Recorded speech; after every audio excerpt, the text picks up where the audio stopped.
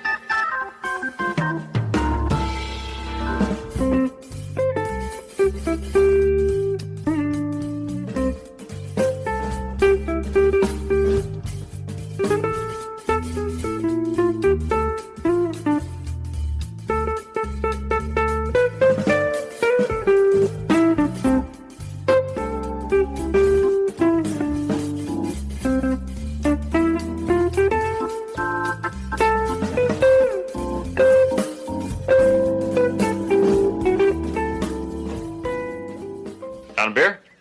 7 o'clock in the morning. Scotch? Hey, howdy, hi, and how the hell are you? Pull up an armchair, boys and girls. It's time for the Tokyo Series. You're listening live, and the scene is Tokyo, Japan, where we're set to bring you pitch by pitch, play by play. The Chicago Cubs and Los Angeles Dodgers are set to do battle Roki Sasaki Day, debuting for the Dodgers versus the Man of Steel, Justin Steele, for the Chicago Cubs. It should be a great one. Hi, I'm Mac McGee. Here are your starting lineups for the first game of the 2025 season.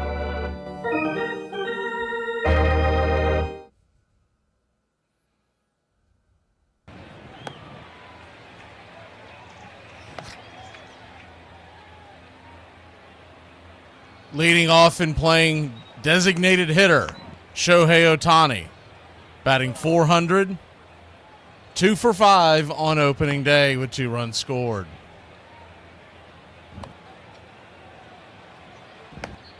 Batting second, playing second, Tommy Edman, 1 for 5 on opening day, 1 RBI. Teoscar Hernandez was 1 for 4 and playing right field and batting third. He had 1 RBI.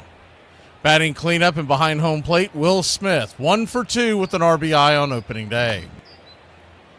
Max Muncy, batting fifth, playing third. He was 0 for 3 yesterday. And batting sixth, it's Kike Hernandez once again filling in at first base for Freddie Freeman. He'll be followed by Michael Conforto in left field, who was 1 for 4.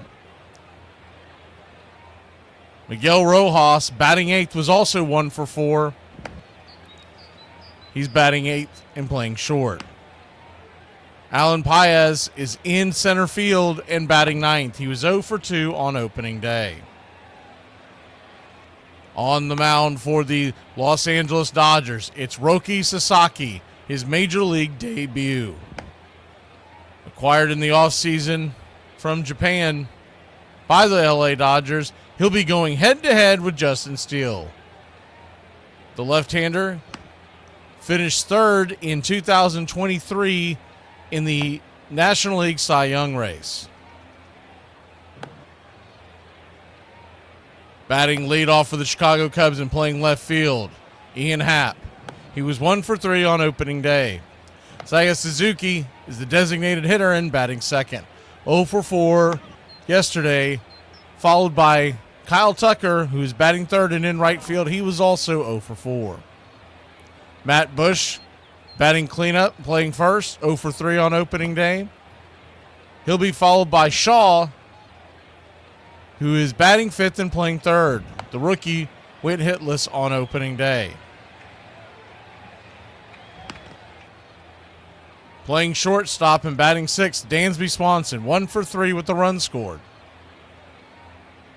Batting seventh, Pete Crow Armstrong is in center field, was 0 for 3 yesterday. And batting eighth and behind home plate, today it's Carson Kelly. He did not have an at-bat yesterday. John Birdie is batting ninth and playing second. He had 1 stolen base yesterday. And that is your starting lineup for Game 2 of the Tokyo Series. Calling balls and strikes behind home plate, it's Alan Porter. Your first base umpire is Lance Barrett. Second base will be followed by John Lipka, and down the third base line, it's Big Bill Miller. Los Angeles Dodgers are 1-0 on the season. The Chicago Cubs 0-1.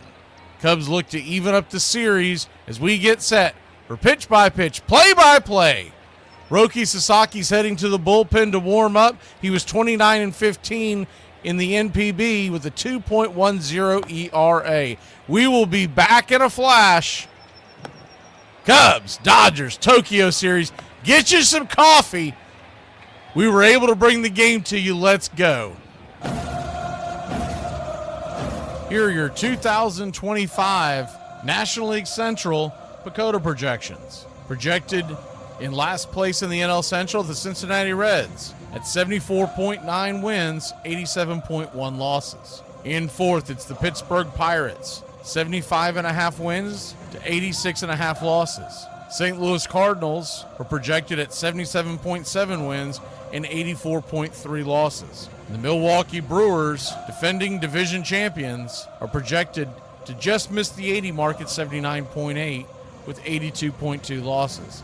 And the Chicago Cubs are being projected to run away with the NL Central at 91.5 wins and 70.5 losses. Your Braves Country Radio predictions for 2025 in the NL Central. Finishing in last place, give me the St. Louis Cardinals. They'll struggle to get above the 72-win mark. Coming in fourth, I'll take an improved Pittsburgh Pirates team to just be under 500 with 79 wins. Give me the Milwaukee Brewers to take a step back and be right around 500.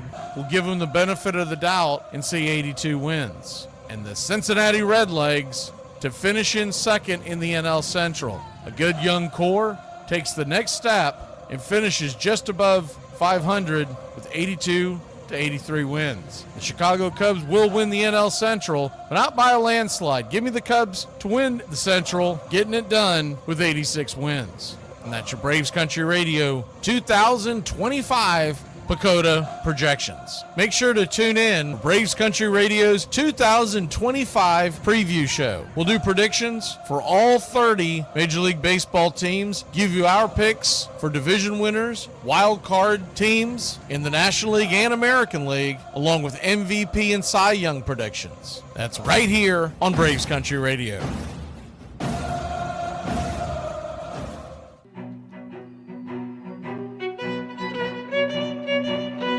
Hey Braves Country, Mac McGee here for American Rebel Beer. From the mountains to the prairies to your pint glass with white foam, we're bringing back beer with a backbone. All that matters in our brew is taste and a touch of American excellence. American Rebel Beer, born in the USA.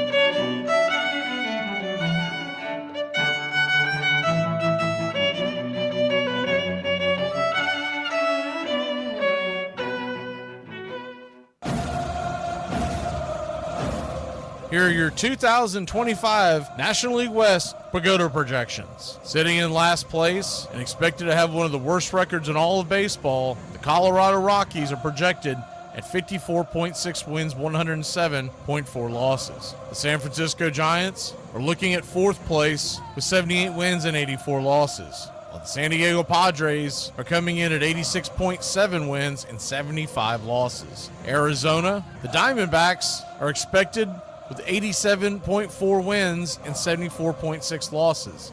And the LA Dodgers are being projected at 104 wins and 58 losses. Braves Country Radio 2025 NL West predictions look like this.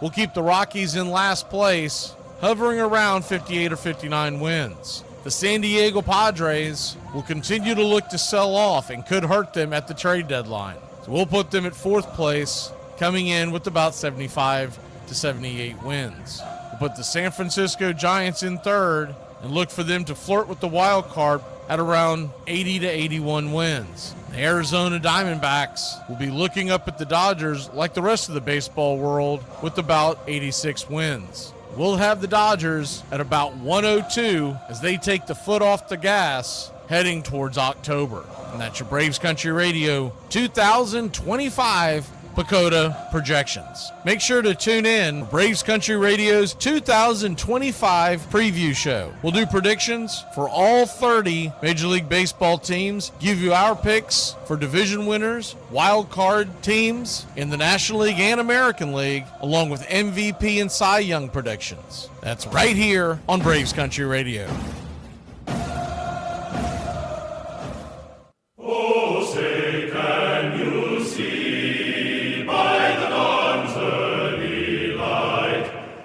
So proudly we hailed at the twilight's last gleaming, whose broad stripes and bright stars through the perilous fight, o'er the ramparts we watched were so gallantly streaming, and the rockets' red glare, the bombs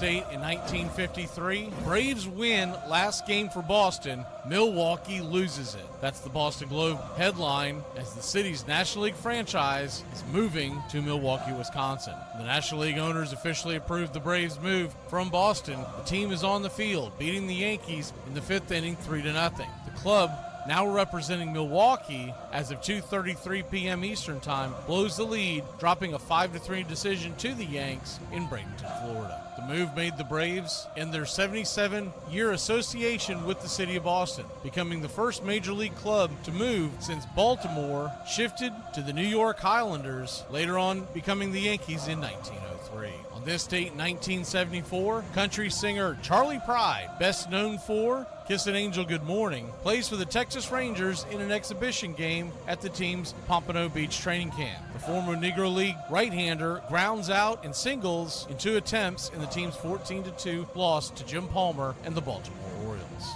And on this date, in 1985, Baseball Commissioner Peter Ueberroth reinstates Hall of Famers Mickey Mantle and Willie Mays. Major League Baseball banned the 2 Hall of Famers from associating due to their employment with the Atlantic City casinos. And that's your Braves Country Radio on this date in baseball history. Find us on YouTube and Facebook today.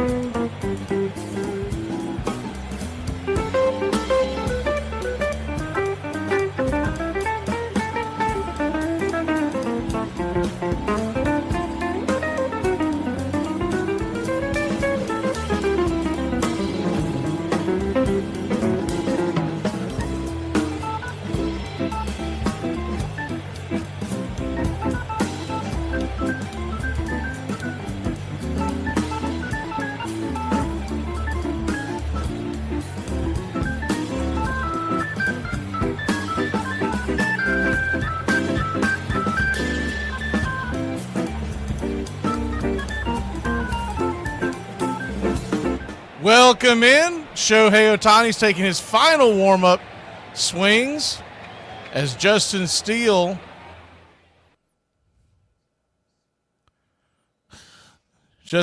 throwing his final warm-up toss as the Chicago Cubs are wearing their classic road grays. And the Dodgers are wearing their home whites. Now, the reasoning for this is so that each team could wear both their home and away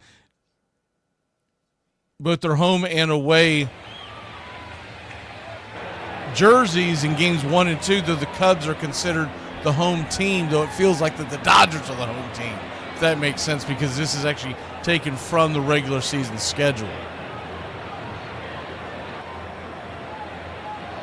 We are just about set for pitch-by-pitch, play-by-play.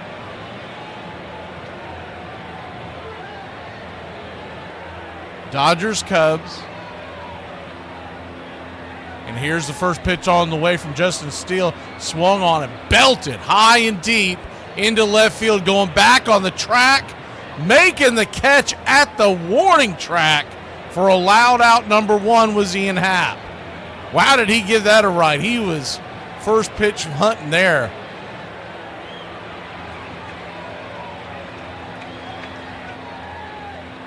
Welcome in, y'all. Please hit the like button. Please subscribe. I just realized this morning, thank you for the folks that subscribed yesterday, we are under 1,000 to get to 35,000. So we're at 34. I'm sorry, under 100 to get to 35,000. 34,914 on the subscriptions is the 0-1 pitch. Is swung on and fouled straight back. It's 0-2. We can get to 35,000 by opening day. That'd be pretty cool. So an 0-2 count, Justin Steele with a 3.07 ERA last year and a 5-5 record. Kind of an up and down year for him. Year before, he was right there in the argument for the Cy Young Award winner. And if he would have won it, you wouldn't have gotten a lot of arguments. The 0-2 swung on and chopped foul off his instep. Tommy Edman, your batter from the right side of the plate.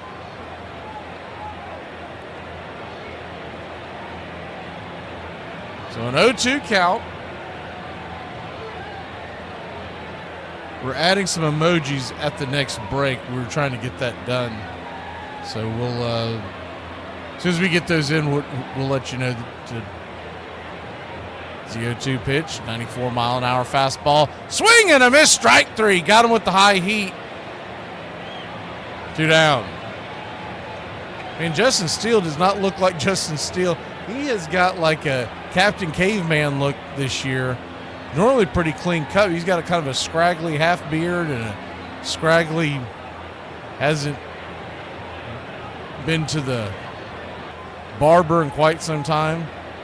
And it's not even a manicured look. He just looks like he rolled out from under a dumpster. First pitch on the way is down below the knees for a ball. It's 1-0. The 1-0. I did do a double take as Teoscar Hernandez, the batter, takes a 1-0 pitch right there at the knees for a strike. It's 1-1. 1-1 count. His warm-ups were starting this morning. I thought maybe he had gotten scratched. I didn't recognize him. The 1-1 pitch is swung on and rolled out in front of the mound.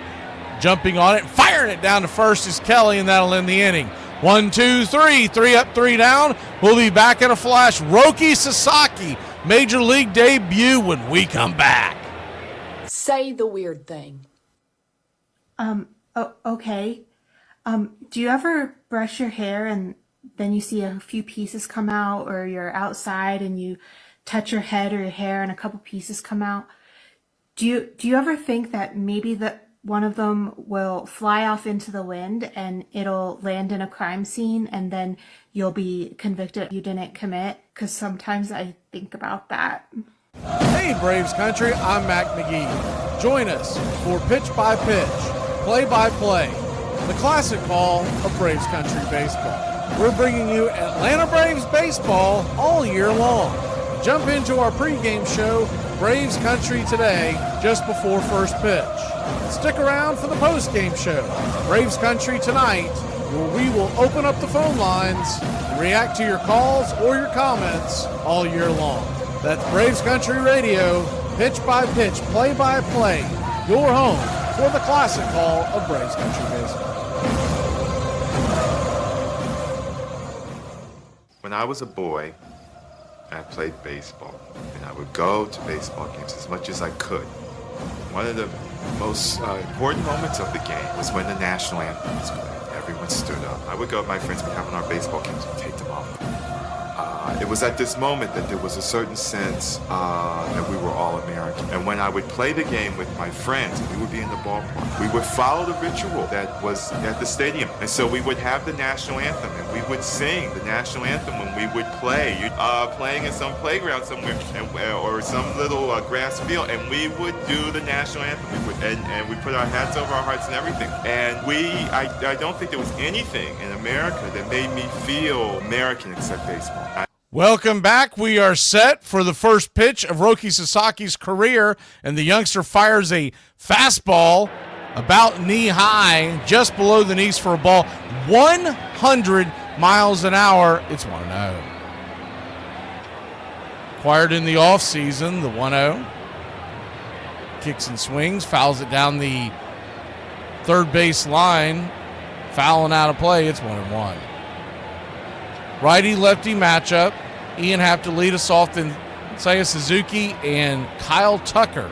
If anybody gets on, Matt Bush, the 1-1. Swing, pops it up. Fastball, hitting triple digits once again, will be flown out to left field. Coming in, making the catch before the warning track is Michael Conforto. One away. So Roki Sasaki officially has statistics in Major League Baseball.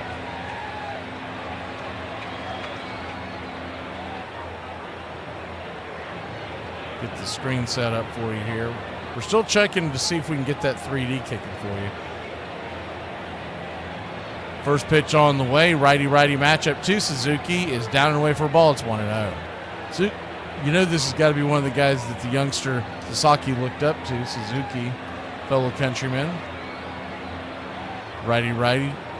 99-mile-an-hour fastball off the edge, 2-0. Listening to the pregame, and one of the things that Dave Roberts, the manager of the Dodgers, mentioned is the 2-0 pitch. Fastball off the plate, chased it, swung on, fouled it back. It's 2-1. Is it the key to him? And you can probably say this just about any young pitcher. The key to Sasaki today will be him placing his fastball, command of his fastball. If he can hit the zone, he's going to be tough to beat. The 2-1. Bender, right in there. 85 miles an hour, 2-2. But if his nerves get to him and he can't place the fastball and falls behind in counts, that's where he'll fall in trouble. The 2-2, fastball misses high, 3-2. But you can rinse and repeat that for just about any young pitcher. You can realistically repeat it for any pitcher, but obviously the lack of experience becomes more critical. The payoff pitch. Fastball swing and a miss. Strike 3. Got him with the 99 up top. His first strikeout in Major League Baseball, 2 away. Gets a round of applause from his fellow Dodger teammates in the dugout, and the light bulbs are popping. The fans are on their feet, giving him an ovation.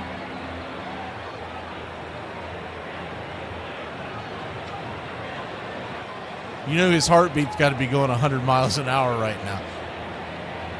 That'll bring Kyle Tucker to the plate. Tucker takes the first pitch down and away. Splitter misses. It's 1-0. We've seen the curveball, and he will rely on that triple-digit fastball along with that splitter quite a bit.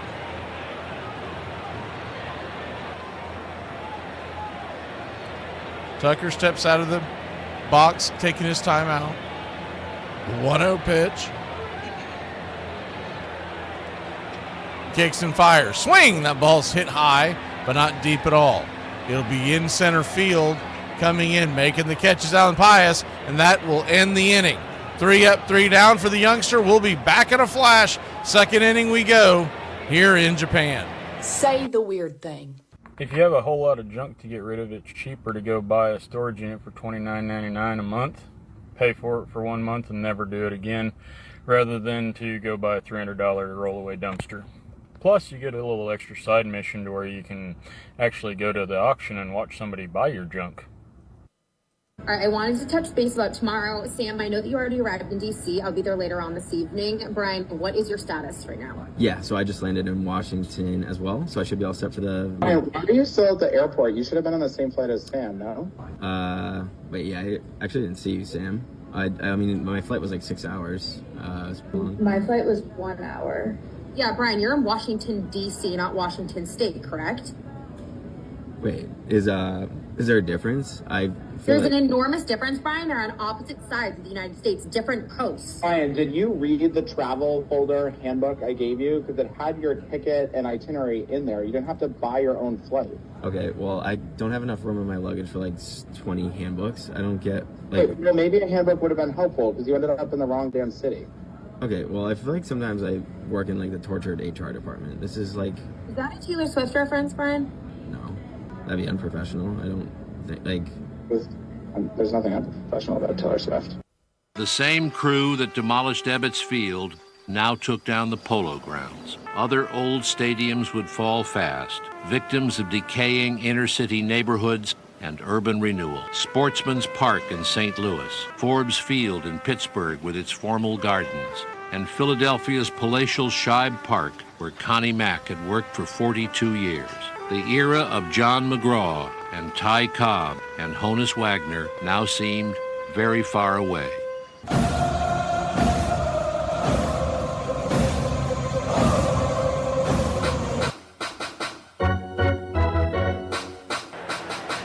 First pitch on the way from Justin Steele, misses the zone to Will Smith. It's outside for a ball. It's 1-0. The 1-0. Kicks and fires, 90 mile an hour up top, misses. Ball 2-0. So a 2-0 count. Dodgers nothing, Cubs nothing, top of the second inning. We'll do roll call here in a second. Want to give a chance for everyone to get in and say their salutations, as we got an early one. I don't know where it is where you're at, but the sun is not up in our neck of the woods. The 3-0 count, pitch just caught the edge. 3-1.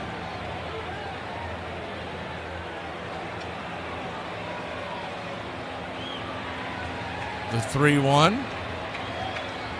Misses outside, ball 4, so the Dodgers will send Will Smith down the line with a leadoff walk here in the second inning.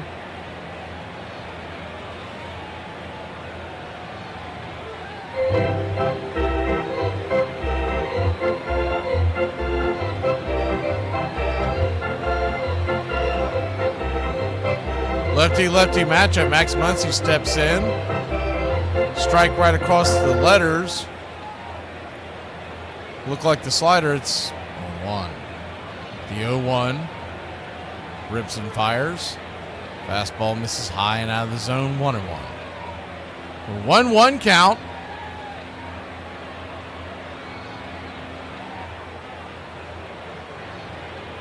Dodgers nothing. Cubs nothing. The 1-1. Swing! That ball's belted down the right field line. Going up against the wall. It'll get down. Off against the wall.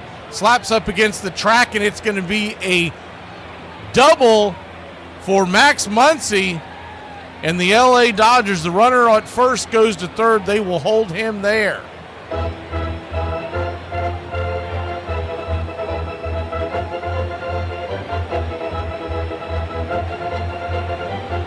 Hanging slider, and he pounded it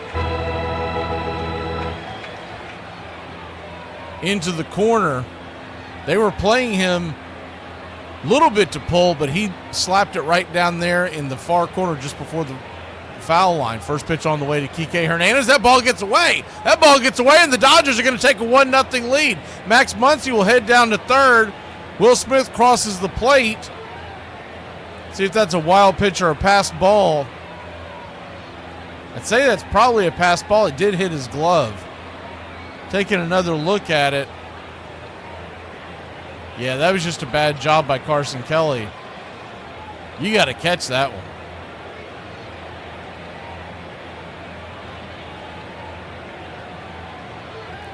One-0. Swung on and lifted. High into center field. Fairly deep. Here comes the throw. Here comes Max Muncy on the throw. And the throw is going to be up the line. 2-0 Dodgers.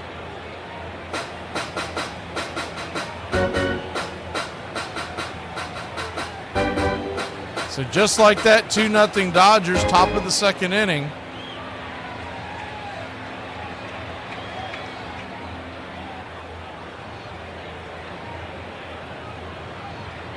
The RBI goes to Kike Hernandez. First pitch on the way. Lefty-lefty matchup to Michael Conforto, who's right there for a strike. It's 0-1. Obviously, there was no RBI on the first run as it was a pass ball. They did rule it a pass ball, the 0-1. Ripped down the line, foul. First base side. Just barely fair, it's 0-2. So an 0-2 count.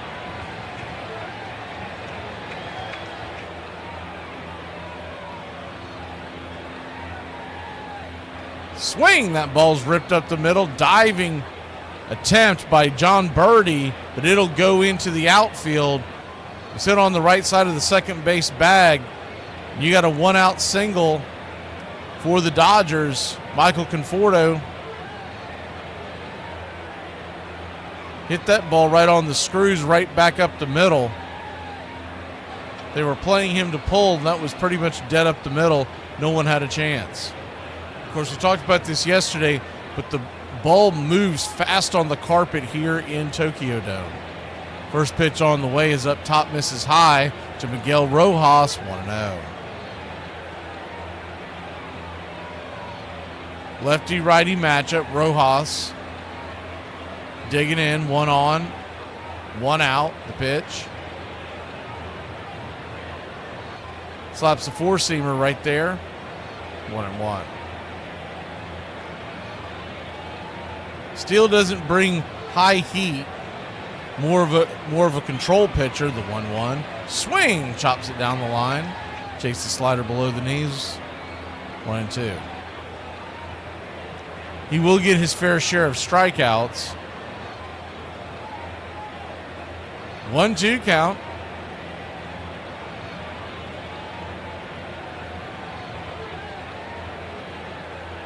Dodgers 2, Cubs nothing. The 1-2, swing, chopped over towards second. It's going to be a 6.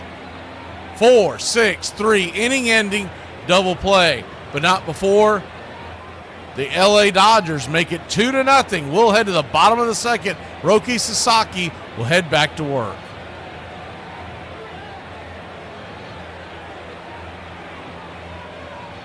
Okay, so I put password on it. Yeah, I put password on it because Broadband suggested for me to put a password on it to make it faster, and but obviously because they thought other people were using it, and no, I think that's very unreasonable. Well, it was probably me. Yeah, we've established that. And then my Wi-Fi was being slower inside my house, so my broadband suggested to put a password on it. Look, I don't mind how slow it runs. Actually, you know, but I do. That's the Wi-Fi within your house. What about the Wi-Fi that's coming out the walls? And that's what I'm using. Good enough for me. Yeah, but like, what I'm trying to say is that Wi-Fi is still mine. Well, okay, if you want to use some of it, I mean, you can sit in your garden and you can use the Wi-Fi there. I don't mind. But if you've got a lot of work to do, maybe you can let me know that you're using it so that, it doesn't interfere with the downloading. So you keep your Wi-Fi within the house, lock the windows, close the door, seal up the letterbox, but anything that comes out through the walls is public. Ryan Sandberg stepping in to lead it off against Danny Cox. Sandberg walked his first time. Last time up, he grounded out third to first. 1 ball and 1 strike. Swung on, fly ball, left center field. That sends Coleman back, and that ball is gone. Home run for Ryan Sandberg. He hit it into the basket. Denton True Young was an ungainly, out-of-place farm boy when he came to the Cleveland Spiders in 1890. Even his teammates took to calling him Cy, short for Cyrus, because he seemed so countrified. But Cy Young held the Chicago White Stockings to just 3 hits to win his first game, and then went on to win 510 more before he was through, a record never even approached by any other pitcher.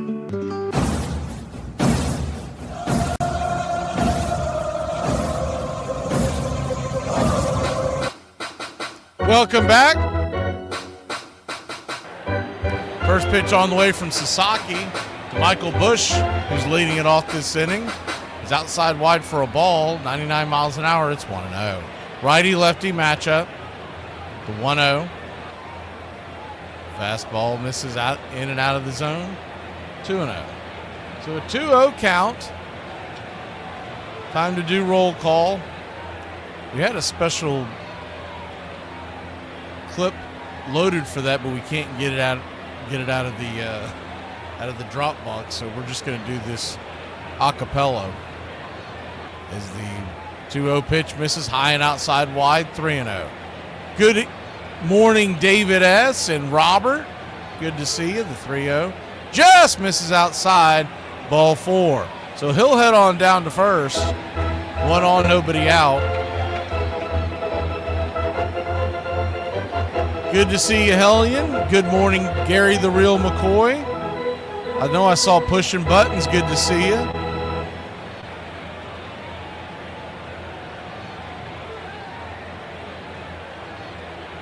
Good to see you, Maddie girl. First pitch on the way is swung on and popped down the right field line. Bending. Foul just out of play. Giving chase over there in right field corner was Teoscar Hernandez. That corner kind of dips in out of sight. It hit the top of the wall. Just before the top of the wall, there's a screen there.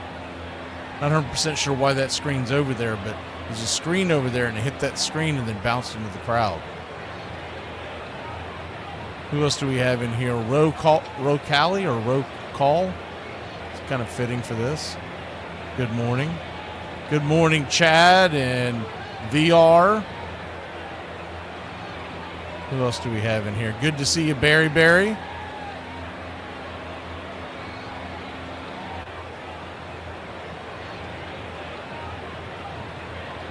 An 0-1 count. Sasaki stepped off the mound for a second. Righty-righty matchup to Shaw, the rookie. He'll take a bender just inside. That is a pretty curveball there. 0-2.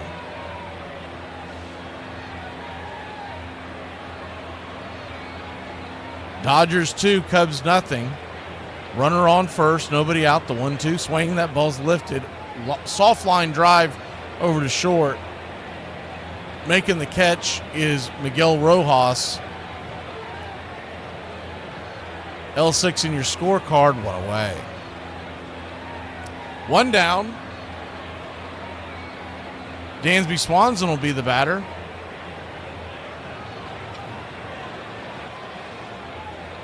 For those of y'all who are members of the country club, we have updated the emojis. So you've got a Japanese flag in there. You've got the Cubs and the Dodgers logo. 1-0. The first pitch misses inside. Dansby Swanson, 16 home runs last year, 242 average, excuse me. It's still early, the 1-0. Down and away, 2-0. 2-0 count.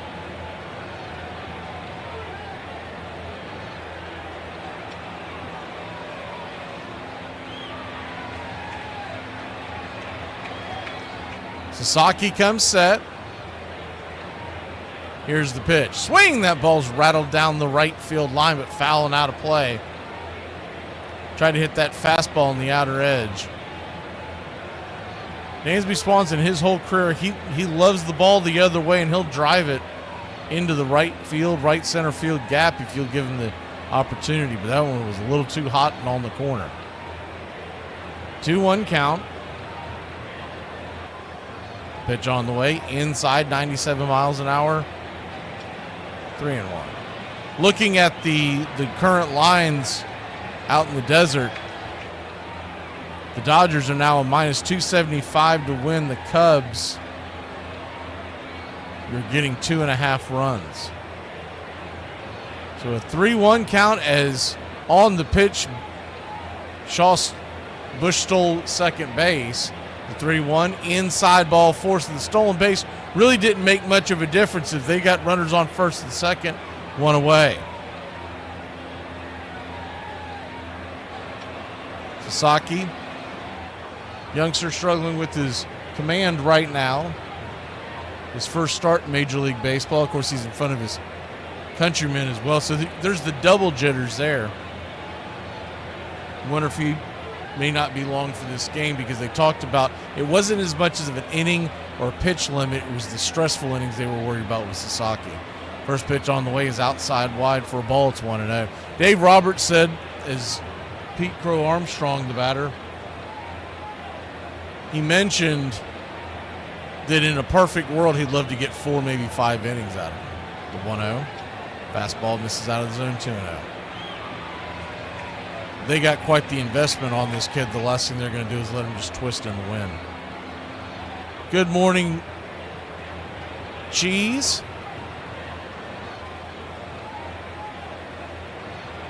The 2-0 pitch. Swing, fouls it back. 2-1. If y'all missed the news yesterday, last night, whenever that, I want to say it broke early evening, Craig Kimbrell has been signed by the Atlanta Braves. He's going to start in the minor leagues in Gwinnett and build himself up. They expect him to be in the bullpen at some point next month. The 2-1 swung on and fisted back foul. 2-2. So Deuce is wild here in the second inning. 2 on. A 2-2 count here in the second. Dodgers lead it by 2. Youngster Sasaki, right-hander, raises his yellow glove and brings it. Swing! That ball's lifted over towards short. It's going to be a line drive double play. Matt Bush got caught with his hand in the cookie jar. He was heading towards third, and he'll get doubled up. So Sasaki gets out of the jam. We'll be back in a flash here on Cubs-Dodgers, the Tokyo Series. I just found out Gilligan's Island only ran for 3 seasons. I could swear I've seen 700 episodes of that show. Watch with my chair! Now, Chrysler's is repairing it, and they're gonna bring it right away. Repairing it? Yeah. Somehow I get from that it got broke. Why can't I get the hat? You're really gonna spend $200 on a hat when you won't even spend $5 to get me a Coke at the gas station? If you buy that stupid hat, we are no longer together. So, is it the hat or is it me? I got the hat. I'm single. Hey, if I paid for your wax, you chilling with me until the hair grow back. Cause I paid to see that. Ain't nobody else paid for that but me. You gonna give me your keys and everything because I just got your basketball court shined. You ain't about to go play a one-on-one with nobody else right now. You staying here. Mike Kelly was the trickiest player who ever handled a baseball. There was nothing he would not attempt. Baseball rules were never made for Kel. The most popular and most notorious star of the 19th century was Michael Joseph King Kelly, the sure-handed catcher for the Chicago White Stockings. He was so skilled at stealing bases, he once stole 6 in a single game, that he inspired a popular song, Slide, Kelly, Slide. He sometimes cut across the diamond, skipping second altogether when the umpire was not looking. Kelly drank as hard as he competed. Once, A.G. Spaulding put Pinkerton detectives on his trail and accused him of having been in a saloon at 3 a.m. drinking lemonade. Kelly was indignant. It was straight whiskey, he said. I never drank a lemonade at that hour in my life.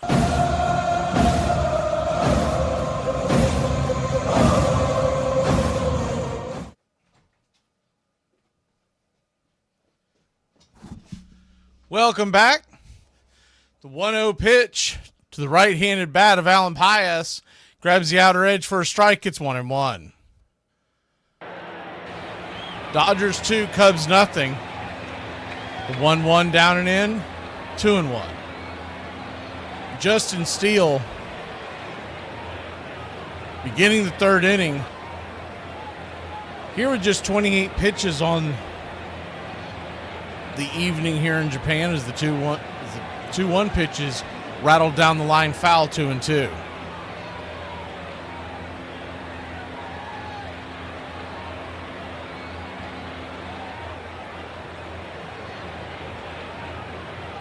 So a 2-2 count. Caught looking strike 3, a bender, nice curveball right there at the knees, 1 away. Justin Steele with the second strikeout of the game. He has walked 1, given up 2 hits, and of course 2 earned runs.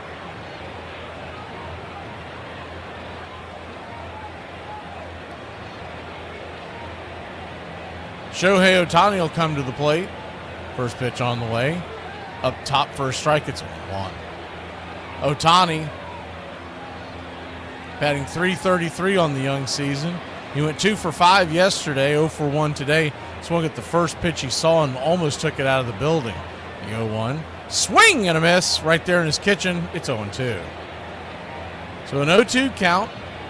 Justin Steele tops out in the very low 90s with his fastball, but he tries to lull you to sleep with his off-speed pitches. That's why that 91-mile-an-hour fastball looked a lot faster up against Ohtani's quick bat, the 0-2. Swung on and dribbled over towards first. Stepping on the bag. G3 in your scorecard. Matt Bush. 2 away. 2 up and 2 down, and Tommy Edman will be the batter. If you're just joining us, the Dodgers scored both of their runs in the second inning.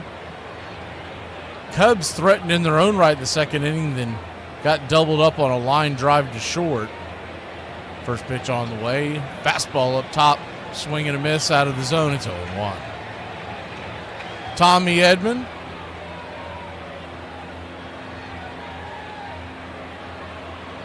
The 0-1 swung on, chopped foul down the third base line. 0-2. Came over from the Cardinals via the trade last year. He was drafted by the Cardinals out of Stanford in 2016. Nicknamed Eddie because of his last name. The 0-2 in the dirt. 1-2. I believe it's, if memory serves me correct, I believe it's his mother that is of Japanese descent. His middle name is actually Hyunsu. The 1-2. Outside wide, 2-2. 2-2 count. Edman signed an extension in the offseason. The 2-2. High and out of the zone. Full count. Full count from Steele. Edman trying to work his way aboard. Standing on deck is Teoscar Hernandez. The payoff pitch. Swing, and that ball's hit high and deep down the left field line. Going back on the track. Zip, boom, bam, it's gone. Ramalama ding dong, a solo shot. Edman with the first home run of the Major League Baseball 2025 season.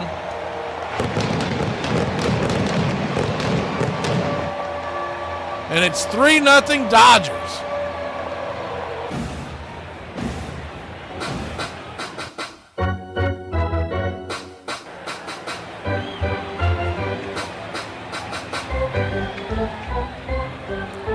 He pounded that into the left field seats. It was a high scraping pitch. The only question was going to be, was it going to stay fair? Had plenty of distance. The first pitch to Hernandez is dragged foul down the third base line. It's 0-1. The 0-1 misses high and out of the zone. 1-1. 1-1 count. Righty batter, lefty pitcher. The southpaw delivers. A swing and a miss, foul tip. It's 1-2. Man, that ball almost hit the top of the Tokyo Dome. I didn't realize how high it had went. I knew it went pretty high, but I didn't realize how close it came to hitting the top of the Tokyo Dome. They're showing the replay right now. It damn near scraped the top of it. The 1-2. Shot foul down the line. 2-2. Of course, if it had hit the top of the dome, unless they have different rules in this stadium, it would have been a ground rule double. The 1-2.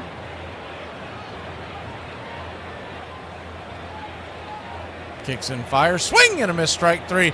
Got him with the fastball, high and out of the zone. That'll end the inning. But not before the Dodgers put one more on the board. It's 3-0 LA. Cubs grab the sticks when we return. I can send you the address. He didn't bring his phone, so... Oh, I can give you the address. No need. Can't hurt. Might hurt. Armchair. If the Hunger Games started on Monday, District 5 will have y'all done by Tuesday. There's no way you can be serious. Ain't nobody messing with District 3. Straight out. Let's talk about it. Let's start at Texas. It has more guns than anybody else in the union. We straight with firearms. Arkansas has all of our resources. If you didn't know, that's where Walmart is headquartered at. We ain't shipping nothing out to nobody that ain't District 3.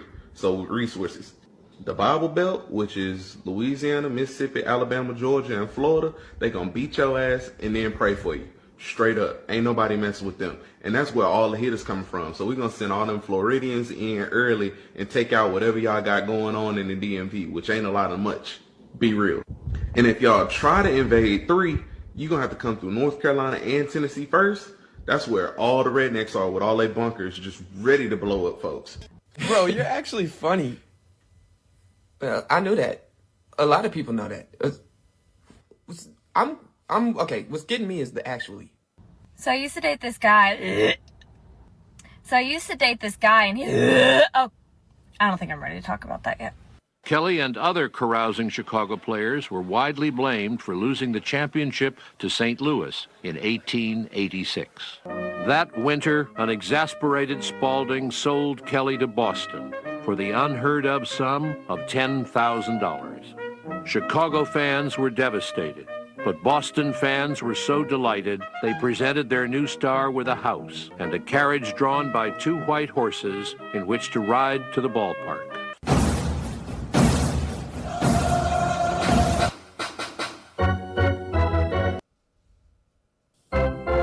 Welcome back.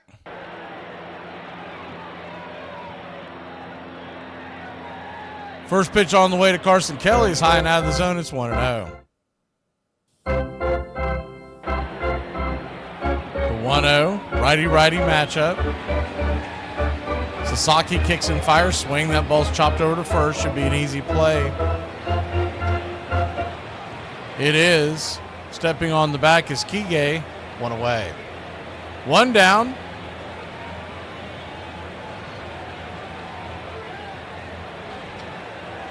Looking at the schedule for these 2 teams, so they'll go back to spring training. I know it's an odd thing to do, but this happens every time that we play a series overseas. They always allow them to go back to spring training. As the first pitch on the way is swung on and dribbled down third baseline. It's going to be close. Barehanding, fired it down to first and just beating it out. Man, that was a good play by Muncy, who really is not known for his glove. But he picked that up barehanded and made that a lot closer than I would have ever expected it to be. John Birdie runs well. Really had no chance of getting him, but he made that a lot closer than you expected it. So 1 on, 1 out. Birdie always a threat to steal. Stole a base yesterday. First pitch on the way is a splitter down and away. It's 1-0. Cubs trying to get on the board, trailing 3-0. Bottom of the third.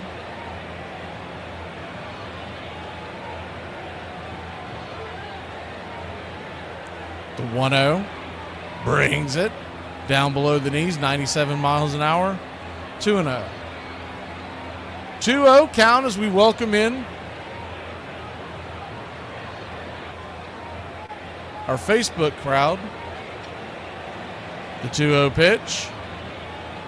Sasaki's going to turn around and flip it over to first to keep Birdie close by. 3-0 your score. Dodgers scored 2 in the second, and then Tommy Edman hit a solo shot, the first home run of the Major League Baseball season, in the top of the third. The 2-0. 97 miles an hour outside wide. Ball 3-0. For you Atlanta Braves fans, if you missed the announcement earlier, you might have missed the news last night. The Braves signed Craig Kimbrell. The 3-0. Runner goes, fires it down to second base, and he is safe. Was that not a... He did call that a strike, so that is a stolen base. Thought at first that pitch might have been touch outside, but looking at the replay, he definitely got the zone on that. Birdie with a good pitch. So into scoring position is Birdie. 3-1 count to Happ. Swing and a miss, came out of his shoes on that one. 3-2.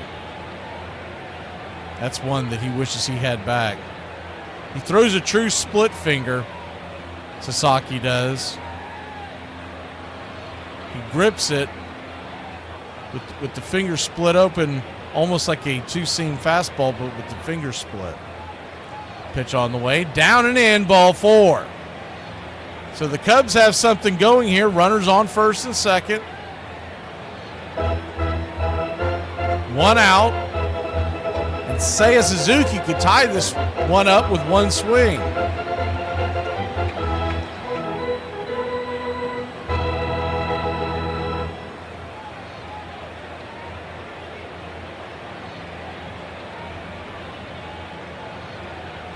They're going to go out there and have a quick powwow with Sasaki. Yeah, prior the pitching coach along with the infield and the interpreter all out there talking to Sasaki.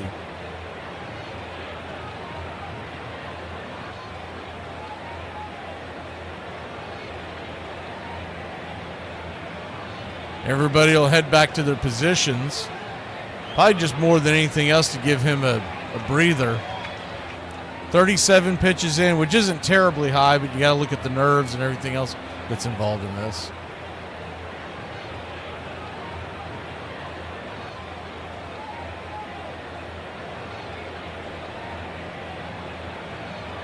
Sasaki's going to step off the rubber for a second.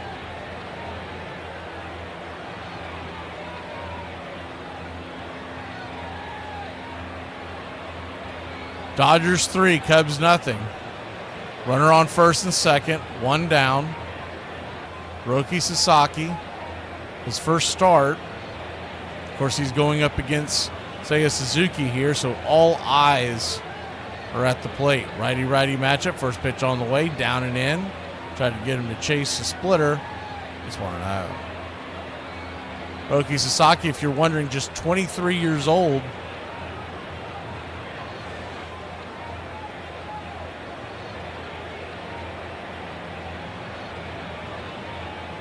The 1-0. Swung on, chopped foul. Chased the splitter down and away. 1-1. Seiya Suzuki shaking his head, kind of realizing he shouldn't have swung at that. So a 1-1 count. Brings it. Curveball down and in. Almost got away from the catcher, Will Smith. Good job of holding on to that one. 2-1. That curveball kind of dives into right-handed batters. It keeps tailing in. That could easily go as a pass ball. 2-1, inside ball 3-1. Runners on first and second, 1 out. A 3-1 count to Suzuki.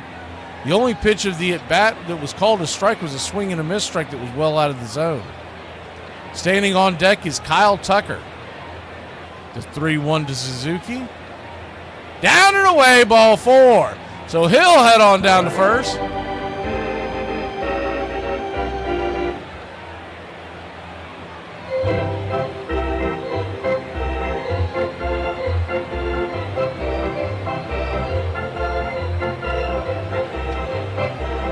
Bases loaded for Kyle Tucker.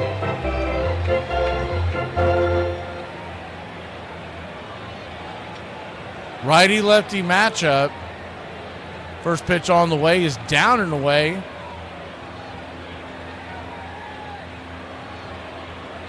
One and 0. Tried to get him to chase that bender. Ducks all over the pond.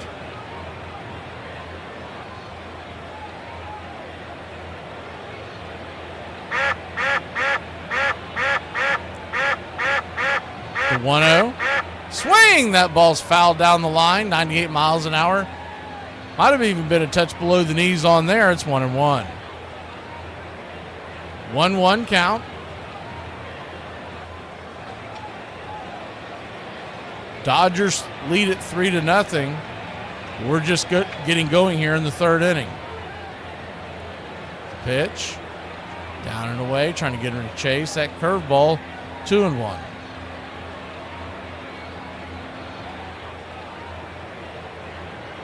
.45 pitches now for Sasaki.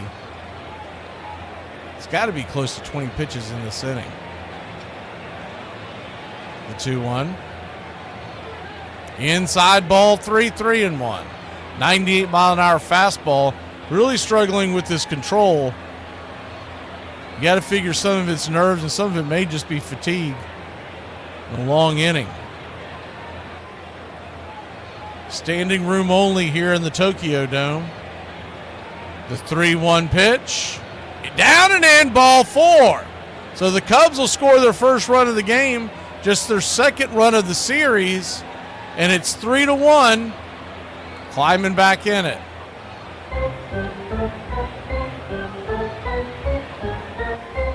Dave Roberts looks on from the dugout. Pryor appeared to just get off the phone, the bullpen phone. So you might see, yeah, you do see someone warming up in the bullpen, trying to get a look at who that is. First pitch on the way is 97 miles an hour up top, misses high to Bush. It's 1-0. It may be Luis Garcia, the right-hander. I believe that's who that was.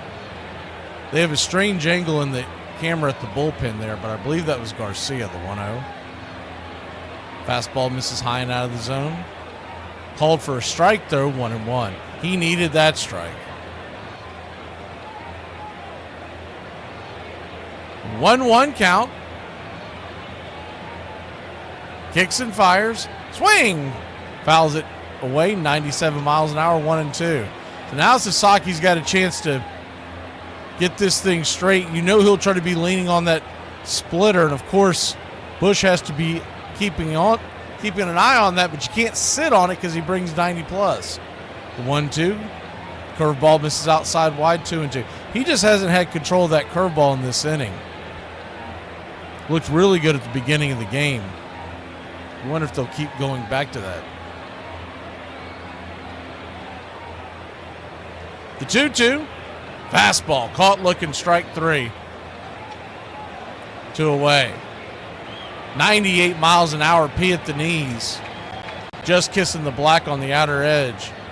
I think that might have froze Bush. He must have been sitting on the... Talked about that a second ago. You can't sit on his off speed because he throws so fast in the high 90s. That's got to be the pitch you're sitting on, and then you have to adjust. Shaw comes in with the closed stance from the right side. First pitch on the way. Swing and a miss, 99 miles an hour. It's 0-1. I know that's got to be the swing that brought him to the big leagues, but you wonder how he's been able to be so productive with a swing like that. I was thinking about this yesterday. It looks mechanically flawed. The 0-1, swing and a miss. Nowhere near, 0-2. And I believe for a rookie, they've got him batting way too high in the batting order. He really hasn't looked comfortable at the plate this entire series. 0-2 count. Righty-righty matchup. Here's the pitch. Down in the dirt, 1-2.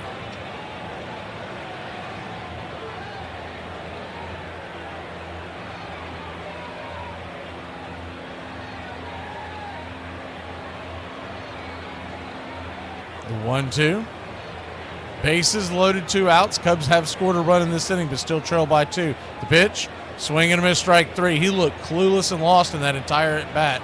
We'll be back in a flash. The Cubs put 1 on, but leave 3 stranded. Here's my problem with cats. Best case scenario, you get the smartest cat in the world, he still craps in your house. I'll tell you what, instead of getting a cat, why don't we all just stop flushing? Hey, Braves Country, this is Mac McGee with Braves Country Radio. We are bringing you pitch by pitch, play-by-play of your Atlanta Braves all year long. Please like and subscribe today. It's free, and it helps us bring you more of the game we all love. Braves Country Radio, your home for the classic call of Braves Country Baseball.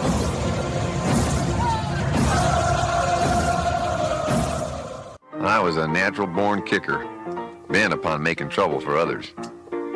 I had an instinctive dislike both to study and work, and I shirked them whenever the opportunity offered. Cap Anson. His real name was Adrian Constantine Anson, but those who cheered him for 27 years knew him first as Baby, then as Cap, and finally as Pop. He was the greatest player of his century. Anson played every position but pitcher for the Philadelphia Athletics. then joined Spalding's Chicago White Stockings and became first baseman and captain. He batted over .300 for 20 consecutive seasons, drove in 1,700 runs, and was the first man ever to accumulate 3,000 hits. Chicago fans loved Anson, but his players did not. He was too stern a taskmaster for that, imposing bed checks, levying $100 fines for beer drinking, insisting they report for a new early season workout he called spring training. Cap Anson was the symbol, one writer said, of all that was strong and good in baseball.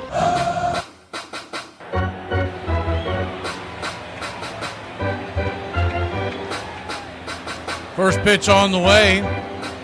It's swung on, and that ball's roasted down the line by Will Smith. He's going to turn the corner and head to second. And it's a leadoff double. One pitch, one double to start off the fourth inning.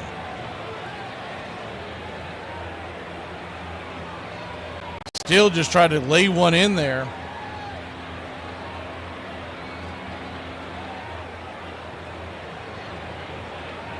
That'll bring Max Muncy to the plate. Muncy, lefty-lefty matchup. First pitch on the way from Steele. High, inside and out of the zone. It's 1-0. Muncy had to duck down a little bit.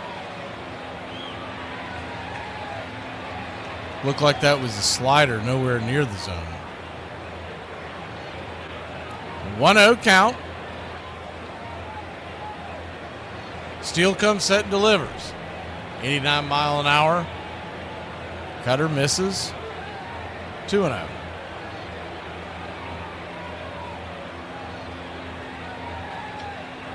So 2-0 count. Steele kicks and fires, swing and a miss. Pulled the string on that one, 2-1.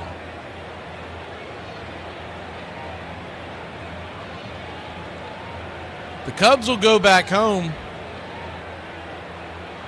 to spring training and get set to start their, as the 2-1 pitch is fouled off the plate, 2-2. They'll start their season out west near the Cactus League, very near the Cactus League. They will start a series on opening day. As the 2-2 pitch swung on, pops it up high in the sky. That'll scrape near the top of the Tokyo Dome. Coming over and making the catch in very shallow center field is Dansby Swanson. The shortstop just left of the second base bag. One away. They'll start a series against the Diamondbacks in Arizona on opening day. And then we'll head to the Athletics facility in Sacramento. So they'll be out west the first 6 games. Just like the Atlanta Braves, the first pitch right there is inside for a strike. It's 0-1. Lefty-righty matchup. The Dodgers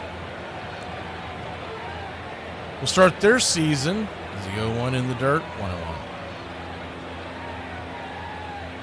At home against the Detroit Tigers on opening day, March 27th, next Thursday. And then they will welcome in the Atlanta Braves for a 3-game set early that next week.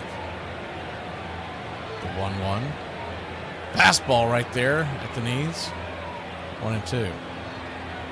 The Cubs next week during spring training will host the Atlanta Braves Monday and Tuesday in the Cactus League as the Braves make their way out west to San Diego. So the Braves will see both of these squads in the next couple of weeks.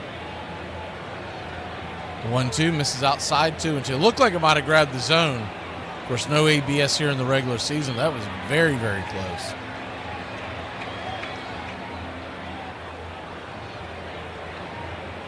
The 2-2 swung on, chopped foul down the third base line. Do it again.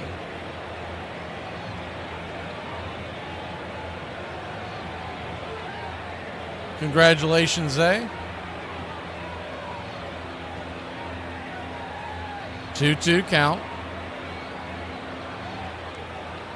Kicks and delivers. That ball is belted high and deep. And Justin Steele curses into his glove because it is a 5-1 game. That is the second pitch that he has laid in there to a right-hander, and they have not missed. Intercut, 91-mile-an-hour fastball right in their wheelhouse. And Kike Hernandez have put the Dodgers back out in front by 4.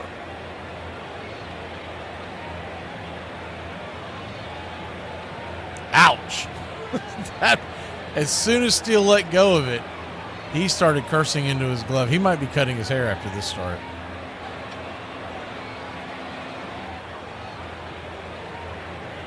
First pitch on the way, lefty-lefty matchup, swing and a miss. It's 0-1. This is probably going to be my guess. This will be Steele's last inning.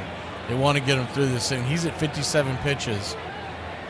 The 0-1, slice back foul onto him. He hasn't looked well. And also remember, both teams have deep bullpens because they didn't bring any other starters except for Game 1 and Game 2 starters onto the roster. So they each have about 10 relievers. I think the Dodgers actually have 12. I believe the Cubs stuck with 11 extra relievers. So an 0-2 count. Down and away. 1-2. Ben Brown went quite the distance yesterday. You can't imagine that he's available. The 1-2. Out and away. 2-2. And I wouldn't expect Eli Morgan or Ryan Brazier to be available either. But Colin Ray seems like the likely suspect, unless they want to save him. The 2-2. Swing and a miss, strike 3. 2 down. Good fastball up and in.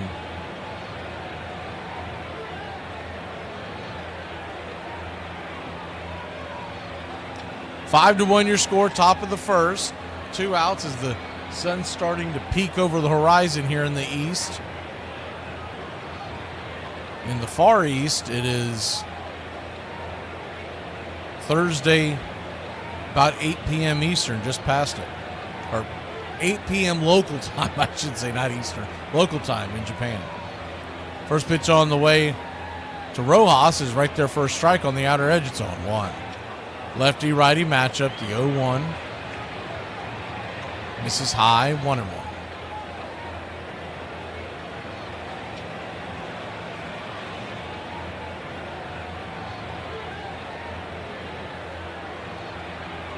One count. Cutter just off the edge, 2-1.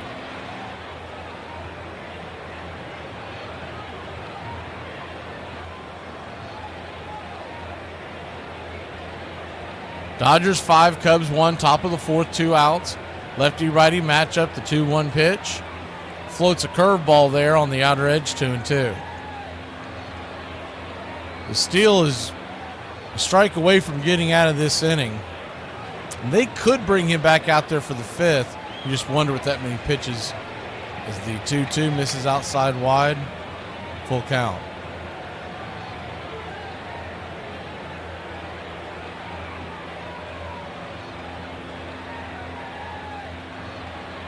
Full count.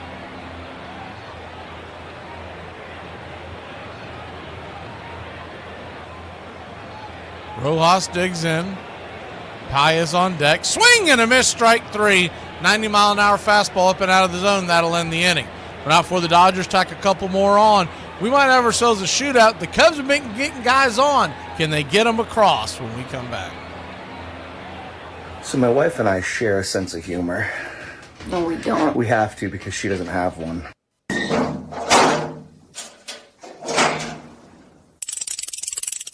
Those people told you for days in advance that if the university sought to go ahead with that construction, they were going to physically destroy the university.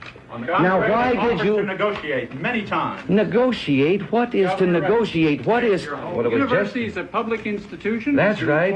But the university, its own community, and for the community of Berkeley that live around it. All of it began the first time some of you who know better and are old enough to know better let young people think that they had the right to choose the laws they would obey as long as they were doing it in the name of social protest.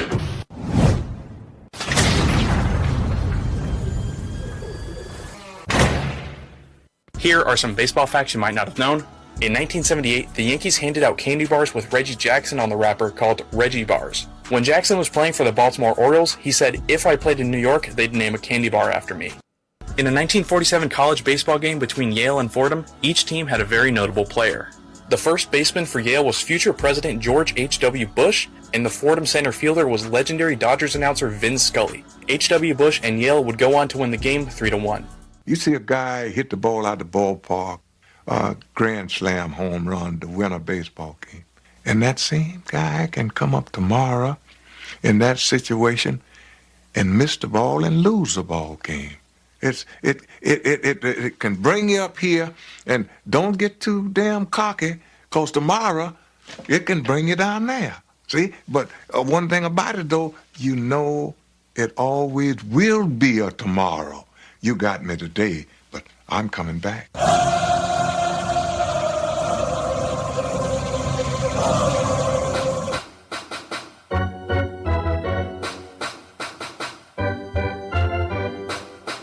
Welcome back. Roki Sasaki's day is done as Garcia will come in. Luis Garcia, who was warming up in the bullpen. Big right-hander, 4.88 ERA. 1-0 right there, first strike, 1-1. Have y'all seen this guy for the Reds in this spring training? His nickname is Big Sugar. I wish I could remember his real name. As Dansby Swanson will call time, 1-1 count. Big guy. I think he's 6'8". I want to say they said he was right there at 300 pounds. He's drawing attention as the 1-1 swing and a miss, 1-2. He's very animated on the mound.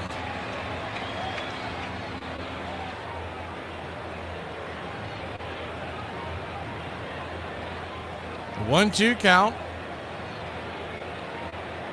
Swing, pops it up. Shallow center field, coming in, making the catches. Paez, one away.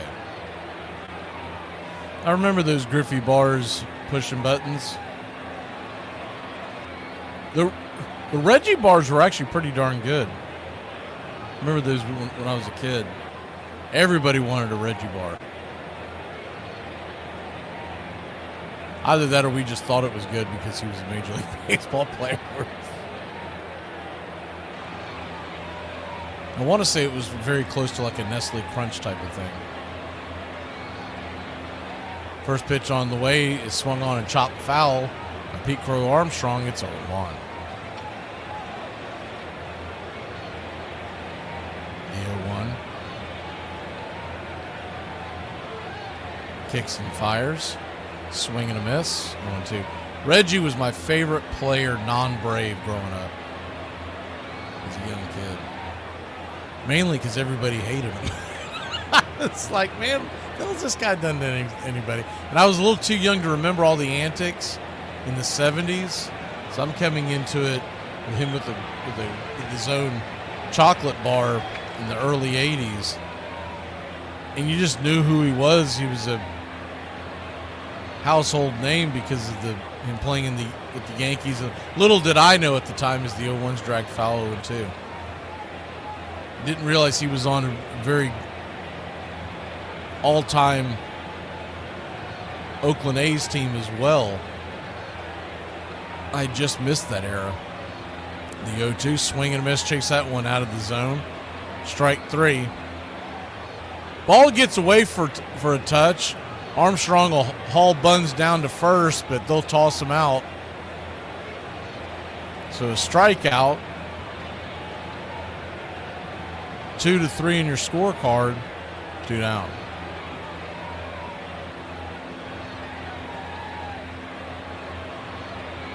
But I still say my favorite baseball book is the Bob Gibson, Reggie Jackson, 60 feet, 6 inches. It is just an incredible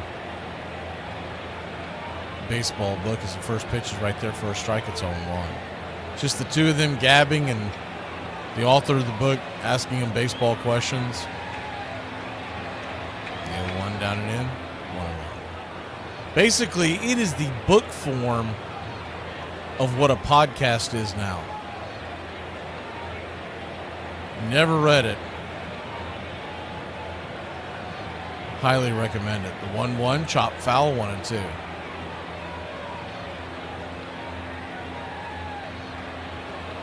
Dodgers 5, Cubs 1, 2 outs are in the bottom of the fourth. Cubs have had their opportunities to score, just haven't come through.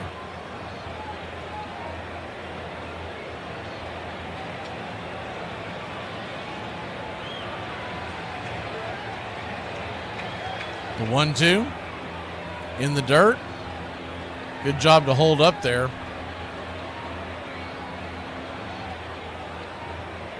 Kelly with the 2-2 count, standing on deck is Birdie. If they can keep the line moving, the lineup would flip over to the top. The 2-2. Swing, rips it foul. You're looking for the glass half full here for the Cubs. If they do get out here, they would have Birdie, a speedster, leading it off in the fifth with the top of the order to follow. The 2-2. Down and in. Full count. And you have to assume the Dodgers would not go back-to-back on their closer this early in the spring. So Tanner Scott, I would guess, would not be available, though he did not throw a ton of pitches, so he could easily go out there. It's just whether or not what the philosophy is on a long season. You just sign the guy to a long contract. The payoff pitch, down and away, ball 4. So he works his way aboard. Good job there by Kelly.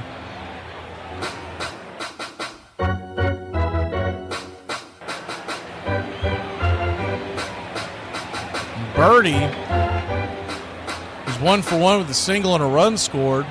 Also, a stolen base comes to the plate. It was a swinging bunt single that went in between home and third his first time up. First pitch on the way, 95 below the knees.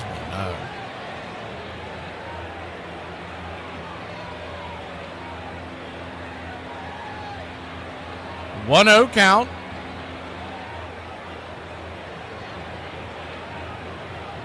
Kicks and fires. Right there for a strike at the knees. 1-1. Thank you for the contribution, Catherine. The 1-1. Swing! That ball's ripped up the middle. That's going to get through for a base hit. Diving attempt over there at second base. Just got through for a base hit. That ball was a laser coming right back up the middle. Almost took off the head of the pitcher, Garcia. Tommy Edman, diving attempt, just got past his glove. We talked about this a lot yesterday, but the ball moves much faster on this turf here in the Tokyo Dome than it would if we were playing this in Wrigley Field. And most of your stadiums in the Japanese League, and for that matter in the KBO, have a much faster turf. First pitch on the way to Ian Happ is down and away for a ball. It's 1-0. So 1-0 count. Tying run now standing on deck. That happened quickly. 1-0. Down and in, 2-0. So a 2-0 count.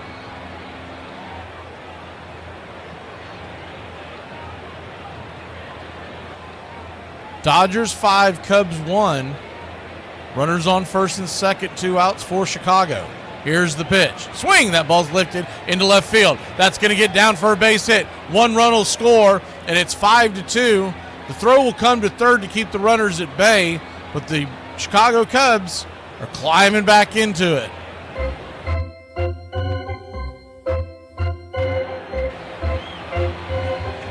And it looks like Pryor, the pitching coach, is going to come out there and talk to Garcia.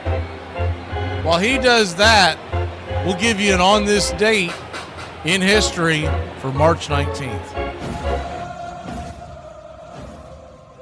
On On this date in 1961, the Boston Red Sox announced that Carl Yastrzemski will be the team's left fielder this season, replacing Boston legend Ted Williams. The 21-year-old from Southampton, New York, spends the next 23 seasons with the Boston Red Sox, becoming a Hall of Famer like his predecessor. On this date in 1965, during spring training down in the Grapefruit League, Jack Quinlan, best known for doing play-by-play for the Chicago Cubs on WIND from 1955 to 1956 and WGN from 1957 to 1964. He'll die in an auto accident after leaving a golf outing. The popular broadcaster's partners. We'll have to cut that short. We'll hit that again at the break. That was a very quick mound visit. Garcia goes back to work. Seiya Suzuki, the batter, first pitch on the way. High, hanging curveball, belt high for a strike. It's 0-1. And he better be careful with that. Suzuki will pound that into the seats and tie the game up. The 0-1. Brings it. Another bender up top. 0-2. Really surprised Suzuki hasn't taken a swing at one of those. It's an 0-2 count. Would he go back to the well for a third time? Runners on first and second. 2 outs. They'll be running at the crack of the bat. The pitch. Fastball misses high. Tried to get him to chase. They check down the line. First base umpire Lance Barrett says no dice. 1-2. Home plate umpire is Alan Porter at it today. He took the day off yesterday. They brought a 6-man crew, 1 alternate. The 0-2. Swing and a miss, strike 3. Man, he just kind of waved at that one. That'll end the inning. So it's 5-2. The Cubs put one on. Trying to climb back into this one. Will head to the top of the 5th. Dodgers, Cubs. Game 2 in the Tokyo Dome. Here are some baseball facts you might not have known. At Fenway Park, which is the home of the Boston Red Sox, there is a lone red seat in the right field bleachers. The seat signifies the longest home run ever hit in the ballpark. The home run was hit by Ted Williams in 1946 and was officially measured at 502 feet. In 1980, on this date in 1953, Braves win last game for Boston. Milwaukee loses it. That's the Boston Globe headline as the city's National League franchise is moving to Milwaukee, Wisconsin. The National League owners officially approved the Braves move from Boston. The team is on the field, beating the Yankees in the 5th inning 3-0. The club, now representing Milwaukee as of 2:33 p.m. Eastern Time, blows the lead, dropping a 5-3 decision to the Yanks in Bradenton, Florida. The move made the Braves end their 77-year association with the city of Boston, becoming the first major league club to move since Baltimore shifted to the New York Highlanders, later on becoming the Yankees in 1903. On this date, 1974, country singer Charlie Pride, best known for Kiss an Angel Good Morning, plays for the Texas Rangers in an exhibition game at the team's Pompano Beach training camp. The former Negro League right-hander grounds out and singles in 2 attempts in the team's 14-2 loss to Jim Palmer and the Baltimore Orioles. And on this date, in 1985, Baseball Commissioner Peter Ueberroth reinstates Hall of Famers Mickey Mantle and Willie Mays. Major League Baseball banned the 2 Hall of Famers from associating due to their employment with the Atlantic City casinos. And that's your Braves Country Radio on this date in baseball history. Find us on YouTube and Facebook today.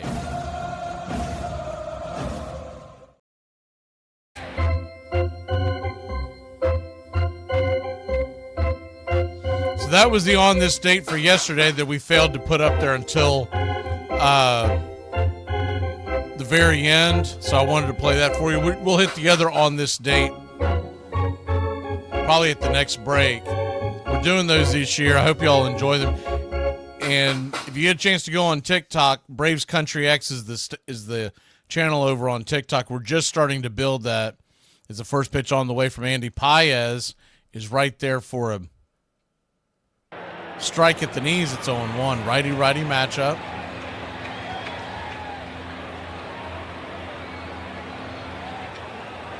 The 0-1. Swing and a miss, 0-2. Nate Pearson is the pitcher for the Chicago Cubs. Thank you, Hellion. The 2-2, fastball, spins him around inside, almost got him in the arm. 100 miles an hour. That'll wake you up in the early morning as the sun's starting to come over the horizon. The 1-2, down and away. 2-2. If Nate Pearson sounds familiar, he was the big prospect for the Toronto Blue Jays for a number of years that just never got it figured out. A lot of it had to do with injury. The 2-2, pops it back foul, we'll do it again. He came up as a starting pitcher, and after several years of trying to make it work, the Blue Jays decided to cut ties. The 2-2. Caught, looking strike 3. 99, kissing the black. Wow. One away. Thing about Pearson, Cubs grabbed him last year, and since he's been with the Cubs, it was just 19 appearances, so you can't go crazy about it. But he did have a 2.73 ERA. And in 26 innings, 23 strikeouts. First pitch on the way, misses outside for a ball at 1-0. And his whip, a low 0.99. So, you know, with that being said, it's an interesting. It's the 1-0. Check swing. 1-1. It's an interesting pickup for the Cubs last year that they have high hopes for this year. The 1-1 to Shohei Ohtani. Fastball, 99. No, make that 100 miles an hour as the radar gun kept creeping up there. It's 1-2. 1-2 count.